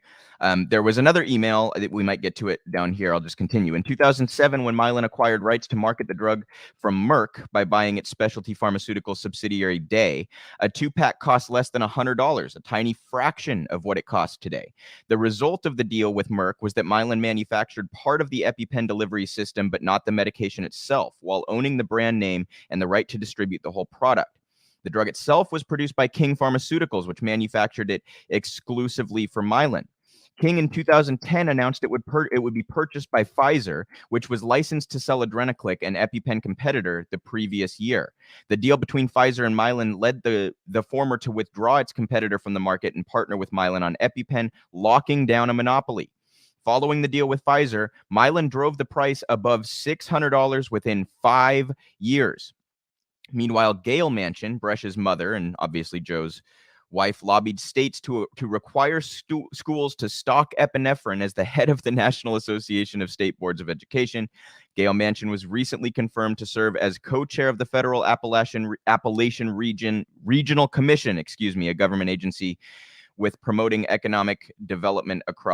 tasked with promoting economic development across the region's 13 states. Cutting a deal with Pfizer to divest from its competitor may be brazen enough, but to memorialize the agreement in an email produces a startling window into the ways in which corporate executives are able to manipulate markets. The email, sent on behalf of Bresch by her assistant, includes the subject line, "Our discussion."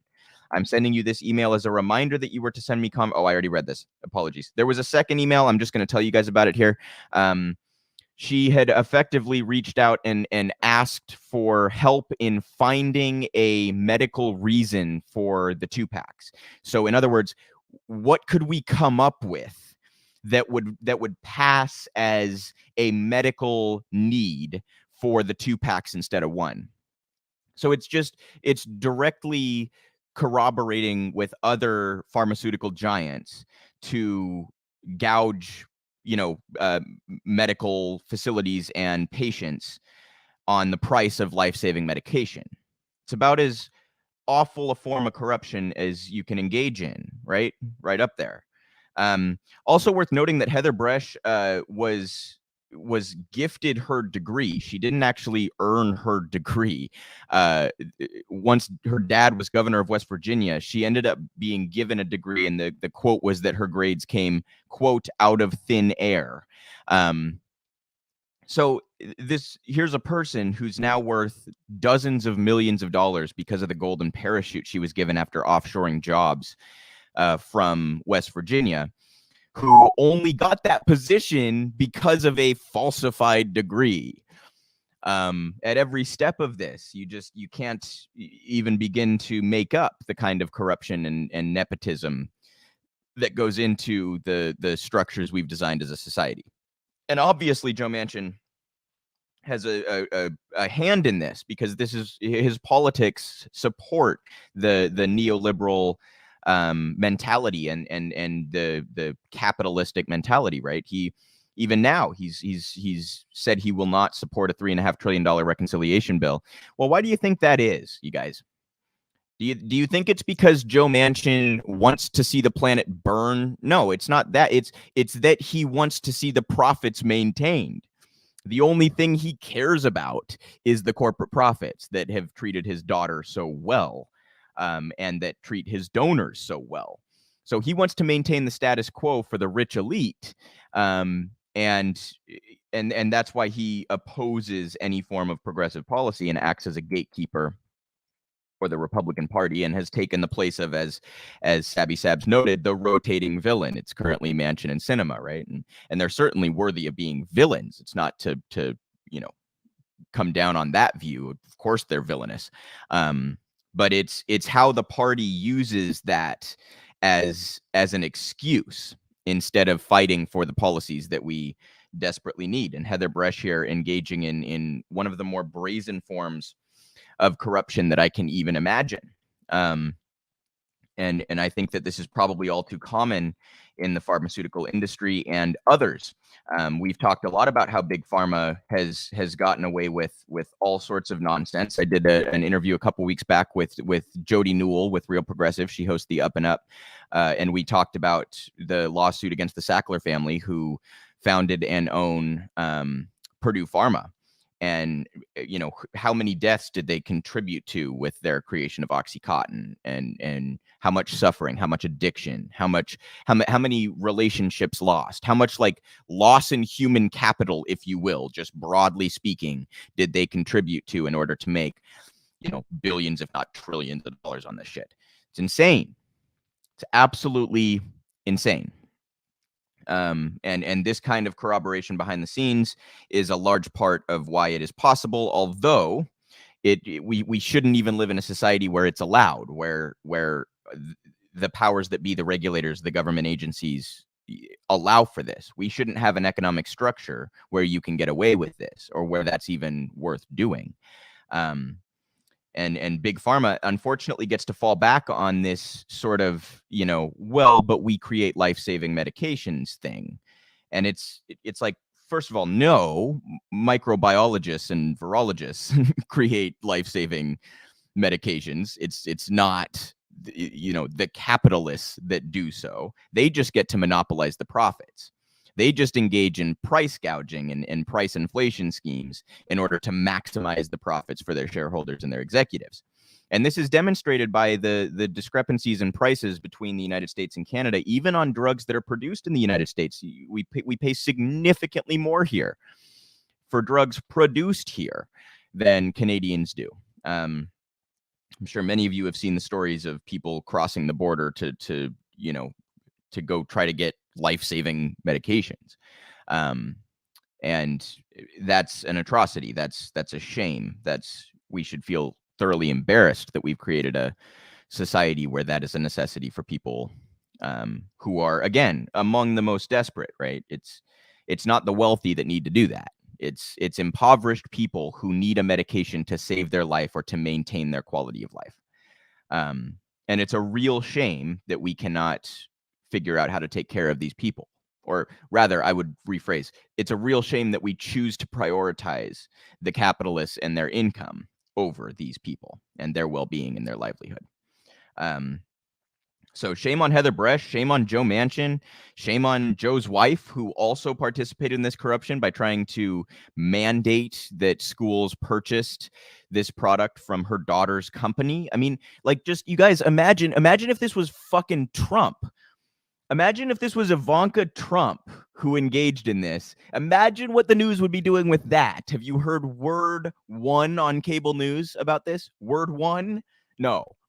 They praise Manchin for his fetishization of bipartisanship and his theatrical style of politics and his gatekeeping for the Republican Party. They praise him for it as though it's reasonable and rational, as though it's a moderate position to take to tell people who desperately need epinephrine to go fuck themselves.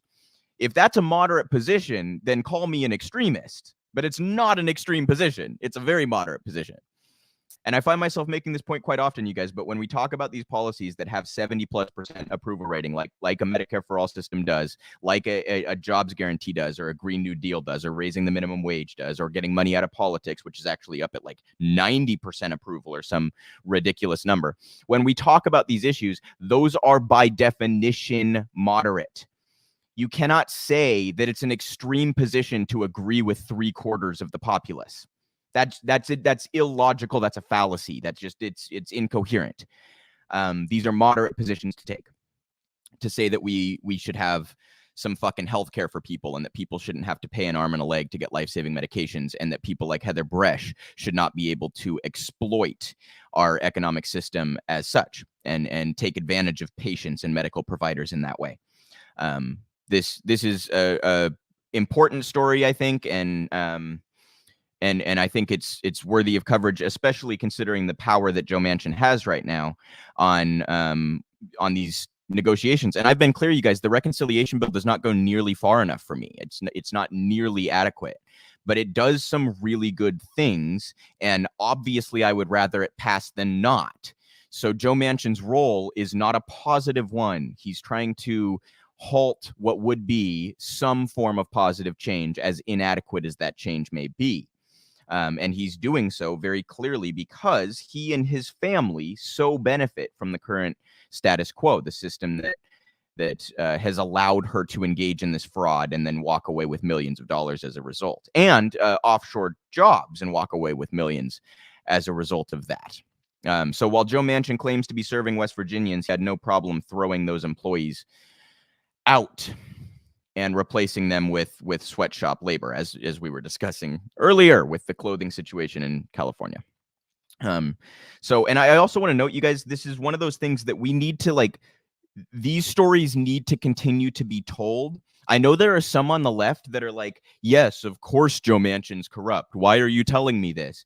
And it's like, no, we need to keep talking about this stuff. We can't think about what you're saying. If you take that position, you're basically saying, if you're corrupt enough, then we'll shut the fuck up about it.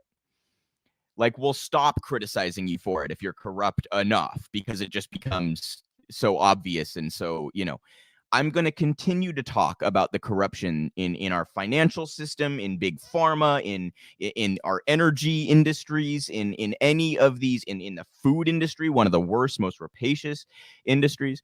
I'm going to continue to cover strikes and protests and labor organizing and unionization efforts and all this kind of stuff, even though we know why those efforts are necessary and why, or rather how the opponents of those efforts will behave. We know, of course, it's obvious that Amazon's going to try to squash unions, but we should still talk about it. Okay.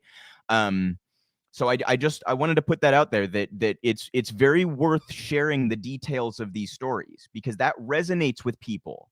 When you tell somebody who requires a medication to maintain their quality of life that Joe Manchin and his family are engaging in this kind of conduct, that will change minds in a way that the regular political theater over wedge issues and all that kind of bullshit and hot topics and buzzwords and all that cannot change minds in the way that telling a story like this can. So good on The Intercept for reporting on this and you know, for revealing what Heather Bresch and Joe Manchin have gotten away with in this situation and what Big Pharma gets away with on an all too regular basis. So I want to talk about, obviously yesterday was the anniversary of 9/11. And there's so much that goes into what happened 20 years ago that it's a very nuanced issue.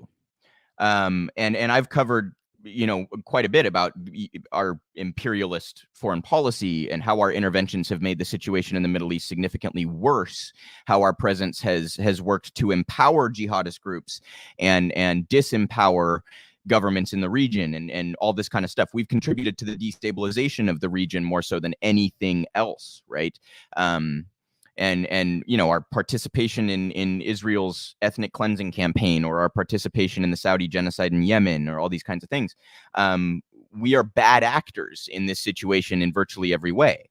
There used to be a couple of secular countries, Iran and Iraq. We were talking the other day about how Iraq in the 70s actually had a relatively democratic society. It was almost like a borderline socialist society. And then what happens? United States funds and supports the Mujahideen under the guise of anti-communism, and we go destroy what was a halfway decent thing. And what do we have now? You know, I'm sorry, Afghanistan. I might have said Iraq. Afghanistan. Afghanistan is the graveyard of empires. It's now an absolute mess. It's now run by the Taliban because of, in large part, our actions. So the United States here, very clearly a bad actor and very clearly contributing to the destabilization that leads to attacks like 9/11 and other terrorist attacks all over the globe, right? And you know, the suffering of the people who live in this region. So that's our role in this, is a negative one. But I do want to say, and I'm sure that I'm going to piss off a lot of lefties here. I saw Tulsi Gabbard tweet about this. I think it was, it must have been yesterday. It was on the anniversary. And the response from lefties to her tweet was quite disappointing to me. I have to tell you guys. She basically said that Islamist views lead to these kinds of attacks. Now, she certainly overgeneralized, and she certainly said it in a way that was objectionable. Okay, but the response from lefties brought up a topic that I feel the need to comment on. And that is that I think the left has kind of lost the plot when it comes to discussing fundamentalist religion. Many of my comrades on the left will tell you that they are opposed to misogyny vehemently, that they're proud feminists. I would say that certainly I'm a proud feminist. Many of my comrades on the left would say that they oppose the suppression or oppression of the LGBTQ community. Many of my comrades on the left would say that they support freedom of expression and free thought. And yet, as soon as a society invokes Sharia, and the word Islam comes into the discussion, those same comrades on the left will often halt their criticism. And I should be clear with you guys. One of the things that got me into studying social science in the first place is my fascination with religion. This is me speaking. This is not me speaking for the organization. I have colleagues at Real Progressives who are and are not religious. This is not me speaking for the organization. I have referred to myself as anti-theist, and in many respects, I very much am. I think that organized religion tends to poison human relations. But that's even a separate issue from fundamentalist religion and from jihad. I think that these things need to be universally condemned. Okay, as with any, it's not just Islam, any extremist religion. We talk a lot about Israel-Palestine, you guys. There's some messianic fanatics who are engaging in an ethnic cleansing campaign in the West Bank that is rooted in the claim that you have a divine right to land. That's a fundamentalist interpretation of religion leading to direct violence, leading to a genocide. Okay, we could talk about the Buddhists in Myanmar who have killed 100 and some odd thousand Rohingya Muslims and expelled 750,000 other Rohingya Muslims. Okay, we could talk about the India-Pakistan border, where you have extremist nationalist Hindus and extremist Muslims killing each other over their beliefs. We could go back not that long and talk about Belfast, where Christians killed each other and each other's children over which denomination of Christian they were. It's a similar situation in, for example, Baghdad, where Muslims kill each other over their interpretation of their religion, over which sect they are a part of. Okay, this to me is objectively condemnable to anybody who calls themselves a leftist. Creating societies that are openly misogynistic, that would murder people for apostasy or blasphemy or for engaging in homosexual acts. This is something that lefties should oppose vehemently. And attacks like 9/11 are things that should be universally condemned without question. And yet, and I think I understand some of the reasons why, as soon as you evoke Islam, there are many on the left who will jump to defend it. And I just don't think, I don't think that's engaging the topic in a serious way. I don't think that's engaging the topic with nuance. So I'll explain what I mean.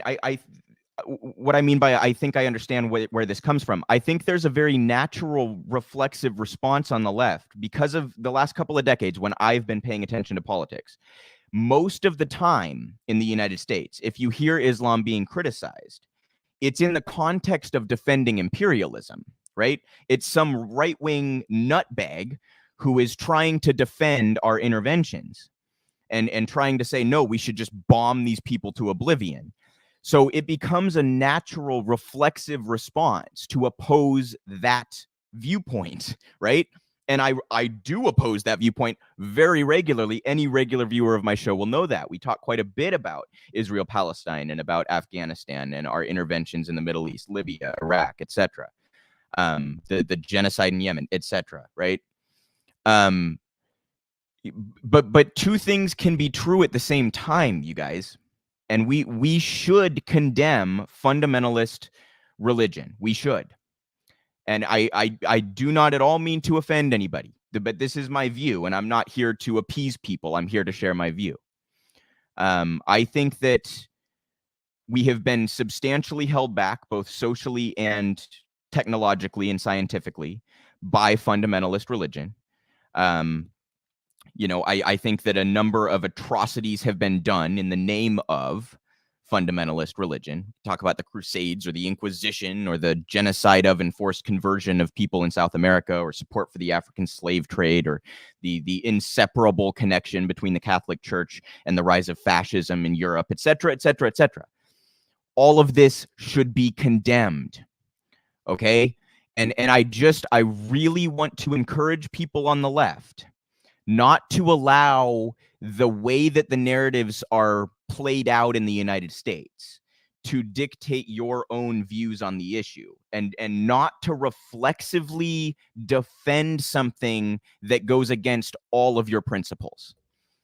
And I want to be incredibly clear. I'm condemning religion as a phenomenon, as like an organized phenomenon. There are hundreds of millions of peaceful Muslims, just like there are hundreds of millions of peaceful Christians and peaceful Jews and peaceful Buddhists and peaceful Hindus. Okay? And all sorts of other thousands of other religions. So it's not about the people. There are many, many good, decent people who follow any given religion. Okay? It's about the phenomenon itself and what is instructed in the texts. We should condemn that. And we should condemn theocracy. We believe in free thought. Okay? I believe anybody should be able to believe whatever the hell they want, including these organized religions that I am sitting here criticizing. Everybody should have a right to believe in those things. But if you go to a country that has Sharia, that's not the case. You can be put to death for apostasy. I would be put to death in a lot of these countries. So I just want to encourage the left to disallow the right-wing nut jobs from dictating your view on this. We should come down on the theocratic nonsense and on fundamentalist religion, and we should do so universally. And yet I find I can criticize right-wing nuts in this country who are Christians when something like the Texas abortion ban comes forth. I can criticize right-wing nuts who are Christians in this country for things like opposing the teaching of sex ed or opposing the teaching of evolution, for things like wanting to disallow marriage equality, etc. I can condemn all of that, and lefties will be on board with me 100%. I can condemn those messianic, brutal fanatics in Israel and in the West Bank who are kicking people out of their homes and engaging in an ethnic cleansing campaign. I can condemn that, and the left will be right there with me. And yet, for some reason, the second that I condemn, militant Islam, jihadism, as soon as I condemn that, there's this kind of change in tone on the left. And I don't think that's principled. And I think we're above that. I think we're better than that. So I did want to comment on this. I also want to say, this is no defense of Tulsi fucking Gabbard, you guys. She's awful. And again, anyone who's watched me regularly knows I have a very low opinion of Tulsi Gabbard. This is not about her. It's just that her tweet sort of put this narrative dynamic in my mind and frustrated me a little bit to see the response from lefties. So I'm sure that I will get a whole plethora of dislikes for the segment that I just did, and I'm sure I am pissing off a number of people, many of whom I enjoy and respect and even revere. But this is my view, and I felt the need to say that. I think the left has lost the plot on fundamentalist religion and theocracy. We should condemn it, and I will continue to condemn it. Okay? That does not in any way detract from the role that the United States has played. Our imperialist nonsense is just as bad if you accept that theocracy is a bad thing too. Okay? This is also very true right now in Afghanistan with the situation with the Taliban.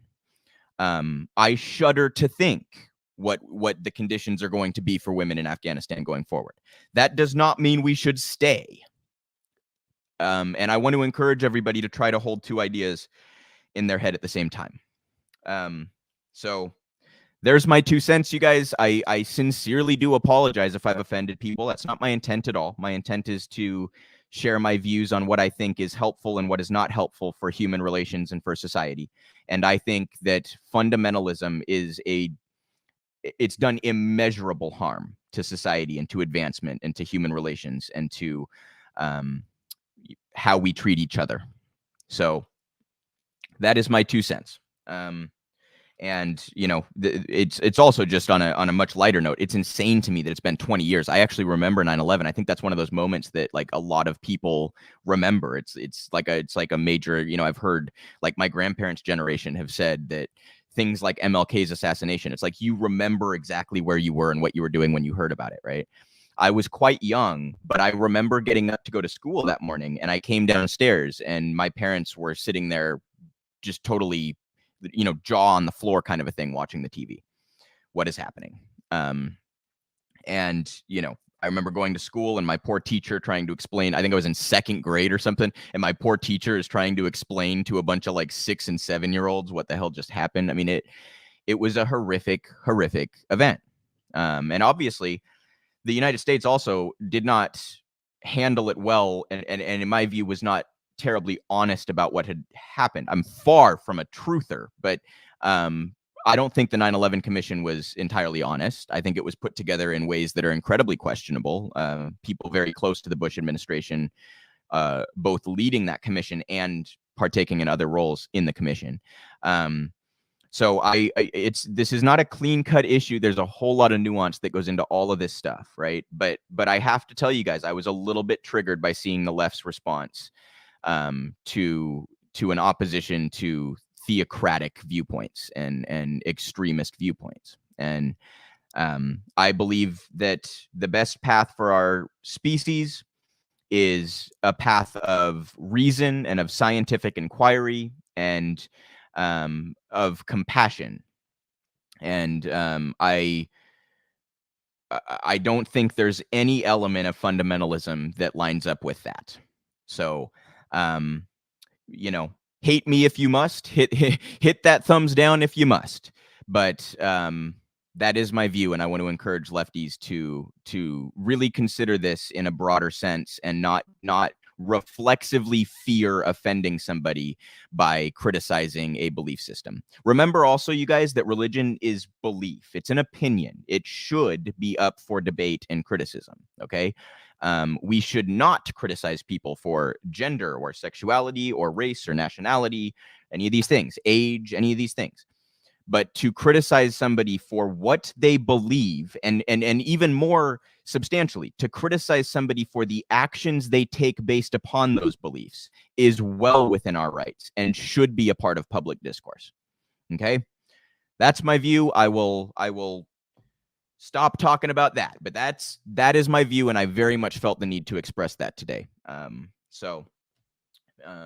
Anyhow, want to move on to the recall of Gavin Newsom. Sabrina kind of mentioned this loosely in our interview. It looked as recently as a few weeks ago like that recall may be successful. And it is now looking very unlikely that would be the case. I want to show you guys here some polling from Real Clear Politics, excuse me. I think they do pretty good averages at Real Clear Politics. I think they're better than 538. Imperfect for sure, as all polls are, and our trust in polls should be affected by what we've seen the last few election cycles. But it's just worth showing you guys the data that is available, right? So you can see here at the top, the no, do not remove, in other words, voting no on the recall, is clearly out in front by the lowest poll has it out in front by 10, the highest poll by 21. So it's not close, right? And you guys can see here on the chart, the red represents yes and the black represents no. So you can see there for a while through late August, it looked like a dead heat. And then the yeses plummeted and the no's took off. So it looks like Gavin Newsom will remain governor. And this has potential to have some far-reaching implications in the sense that Dianne Feinstein is quite old and does not seem to be doing well. And reports are that she has not been doing well for years. Now, I'm no fan of Dianne Feinstein. She's far too conservative for my views, but I don't wish that on anybody. I don't wish, whether it's dementia or whatever it might be, declining. I don't wish that on anybody. And reading about what she's going through has been, it's sad. I don't want any human being to have to go through it. Things like her staffers will say that they'll brief her on something, and then minutes later she'll accuse them of not briefing her on it. Another instance that happened, she was, I can't remember which committee she's on, but she was questioning a witness as part of a committee in the Senate. And she asked the exact same question twice in like a 5-minute period, word for word, exact same question, and clearly had forgotten that she had asked that question just minutes earlier. She is very clearly in decline. She is very old. It's entirely possible that she does not make it through her term. If Newsom were to be recalled and Larry Elder were to take his place, that would also flip the balance of the Senate, because the governor replaces, in a temporary sense anyway, the governor replaces any senator who can no longer serve. So I just want to point that out for whatever it's worth. There could be implications that go beyond the state of California in this recall effort. And I also want to give the caveat for those who haven't seen my show enough to know, I'm as hard on Newsom as anybody. Newsom is awful. He practically brags about and shows off his corruption, right? The famous one was him going to the French Laundry to celebrate his friend's 50th birthday right after he had put in policies to try to deal with COVID that included not gathering in the way that he gathered. So he got this group of friends together to celebrate his buddy's 50th birthday. His buddy, by the way, who is a lobbyist, celebrate his birthday, and they all went to the French Laundry and violated the protocols that Newsom had just put into place, right? That's Newsom in a nutshell. That's the kind of politician that he is. A self-aggrandizing, self-serving prick. Corruption, revolving door, all of these things, okay? Ran on a green platform and now continues to dish out drilling permits, to frack and things like this. So really not a good actor, not a progressive, not an honest person, not a principled politician, not somebody who's worth any of our support. That being said, I do not want Larry Elder to replace him, okay? Larry Elder is an extremist. Larry Elder like opposes even having a minimum wage. He doesn't want us to have any minimum wage. He's an outrageous politician, a very unserious politician, and he is almost definitely going to win if the recall is successful. Okay, it's a bit of a weird process. It's not terribly democratic. If the recall goes through, then whoever receives the most votes becomes governor, even if they didn't receive anywhere close to a majority. So theoretically, those votes could go spread out around a whole bunch of different candidates. If Elder just had the most, even if it was 25 or 30% of the votes, if he outpaced everybody else, he would become governor. So it's a very undemocratic process. And that makes it problematic in a sense. So I'm not taking a position on this. I'm not telling people in California how to vote, but it's worth covering because it has so many implications, right? Governor of California is a very important role in a vacuum because it's a huge state.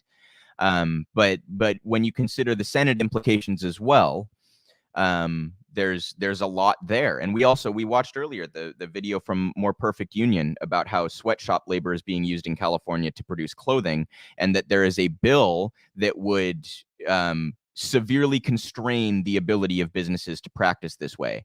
And I see zero chance that Larry Elder is going to sign that bill. Zero.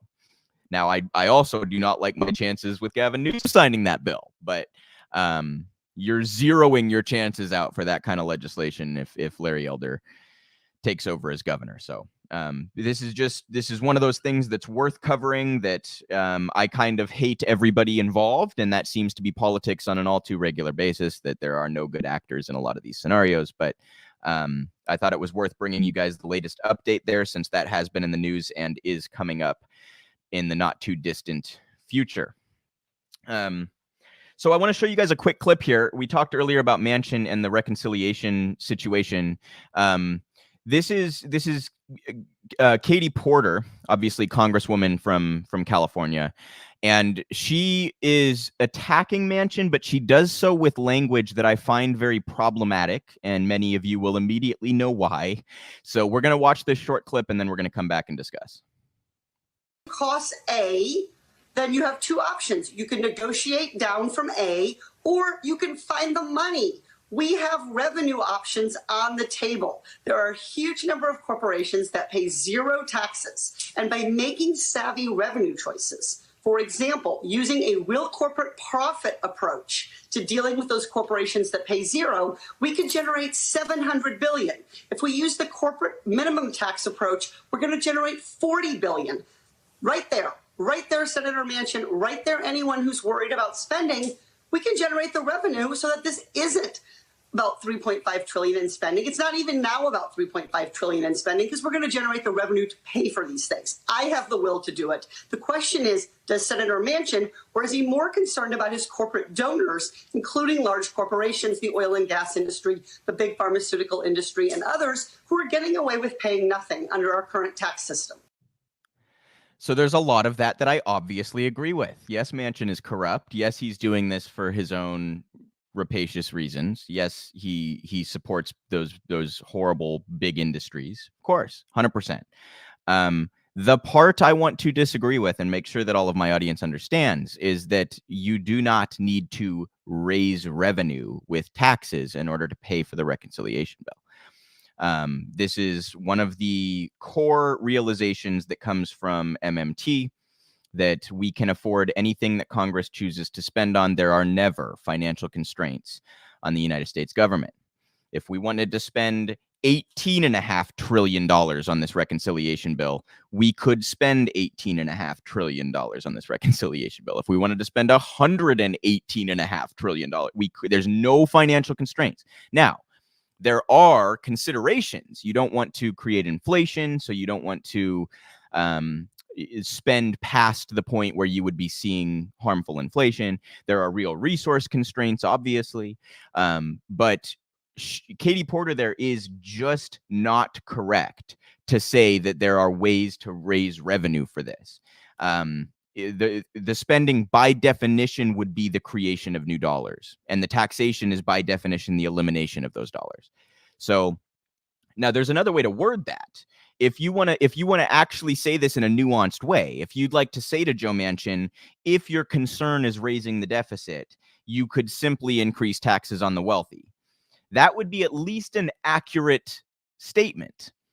Now, my argument would be that the deficit needs to go up anyway, but that's based on the economic context that we currently sit in, right? So if Manchin wanted to disagree with me on that, then the discussion could devolve into this, like, well, then we can offset the spending by taxing, the huge corporations and huge banks and the billionaires and et cetera. But I want that conversation to be had in an economically literate way, not in this we can raise revenue and pay for it with this way. Okay. So it's disappointing when people who are, Katie Porter's a Democrat. She's not, she's not a socialist. But she's progressive by the standard of Congress. And when you see people in that camp describing the monetary system inaccurately and playing into neoliberal framing, it just makes my blood boil. It makes me want to pull my fucking hair out. Because that sort of gives the home court advantage to the conservatives when we have these specific debates. When we ask for healthcare or a Green New Deal, when we demand these, housing reform, raising the minimum wage, whatever it might be, the conversation is then had within this framework that is inaccurate and that plays in favor of neoliberalism and conservatism. And I want to break that framework and break the barrier that stands between us and the kind of spending that we desperately need. So, good on Katie for attacking Joe's position here, but I would really, really encourage her to do so in a way that is economically coherent and literate, and not in a way that sort of propels our opponent's views. and maintains the economic illiteracy that this country is unfortunately stuck with. So Manchin, obviously a bad actor right now in a whole myriad of ways, and kind of always has been. He's a Republican gatekeeper who puts a D next to his name. And he's come out and said that he won't spend more than $1.5 trillion, and Bernie has come out and said, no, it's $3.5. There's been quite a bit of political back and forth here between progressive side of Congress and the corporate side of Congress. And again, even the 3.5 is, in my view, inadequate. It's not enough spending. It doesn't do quite enough, and won't really anywhere close to enough. I'm going to blank on the name now, but the civil engineers, whatever organization it is that rates infrastructure, has given us I think it's a D+ rating on our infrastructure. Estimates are that even just to get up to par, we would need to spend $10 trillion, let alone if we wanted pristine infrastructure or if we wanted to address the climate crisis or any of these things. So the 3.5 is well short of what we need anyway. But it does some good things, you guys. Universal pre-K, tuition-free community college. It addresses some of the environmental needs. It would provide jobs. It would address some of those infrastructure needs. So, like, there are good things in the $3.5 trillion bill that would seriously help those who are most desperate right now. And Joe Manchin and Kristen Sinema and the rest of the corporate wing of the Democratic Party is standing firmly in the way of that. So it's again a nuanced issue, right? Like, I'm not saying this is the end all be all, or that this is the only thing we need, or that this is enough. But it's certainly a step in the right direction, and Manchin standing in the way of it is a serious problem for the most desperate people in this country. So just want to encourage everybody. I'll again tout The Deficit Myth by Stephanie Kelton. If you at all buy into the framework that Katie Porter just exuded, please go read The Deficit Myth by Stephanie Kelton. It's federal spending is the creation of dollars. Federal taxation is the elimination of dollars. There's no funding of anything with federal taxes. And the Joe Manchins and the Republicans of the world, and half the Democrats, very much rely on that misframing to continue holding their disgusting views. They get to tell poor people no and tell marginalized communities no on the grounds that we can't afford it or you'd have to raise taxes. So we need to break through that barrier if we're ever going to have a discussion that is going to be successful on these issues. Discussion, I mean, on a macro level. If we're ever actually going to push the narratives that we need to push to get the country not just on board with these programs, but understanding how they would be implemented and how they could be implemented most responsibly from a fiscal point of view. So the last story that I wanted to talk about here, I didn't bring an article up. I should have, but I'm just going to briefly talk about the details. So some of you probably know about the situation with Theranos, one of the most extreme cases of fraud that we've seen in quite some time. Elizabeth Holmes was the CEO of Theranos for quite some time. They basically were trying to come up with a way that you could run certain tests on blood based upon just a prick of blood instead of having to draw a whole vial from a vein. Okay. So for people with certain medical conditions, this would be an important technological advancement. This would very much help their day-to-day lives, right?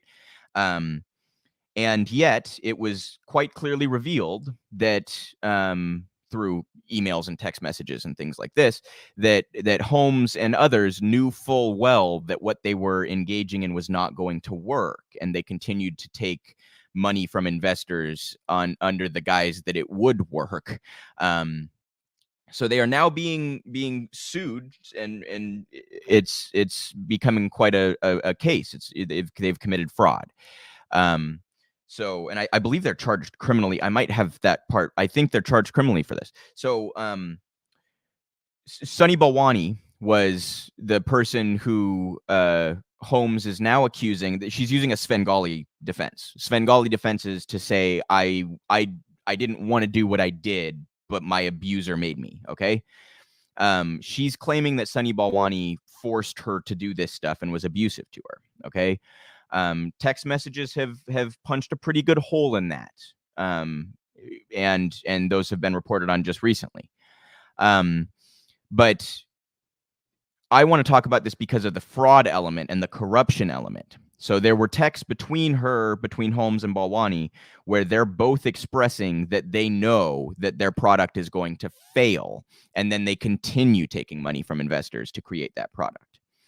And that is a symptom of capitalism.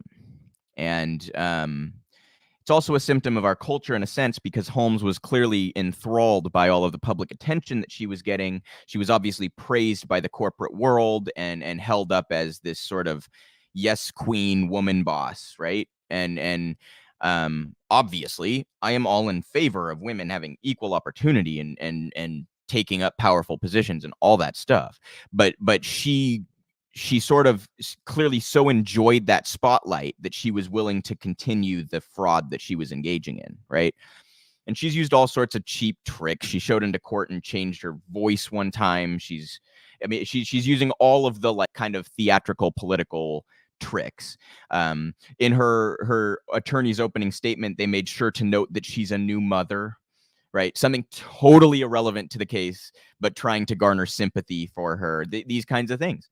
And anyone who engages in that kind of fraud, especially the kind of fraud where you're like medical patients are going to suffer because of your fraud. You're getting up the hopes of medical patients and then coming out and finally admitting that your product is going to fail. That kind of fraud, and we were talking about this earlier with Heather Bresch and the Manchin family, is among the most deplorable forms that fraud takes, right? So it's worth following these kinds of cases, and I hope that these individuals will be held to some sort of account for their actions. Making billions of dollars off of investors while promising a product that is never going to come to fruition is not something that you should be able to engage in and get away with. And especially when you are harming patients as a result and harming medical providers as a result. So that is it for the show today. Appreciate everybody tuning in, and I will see you all next week.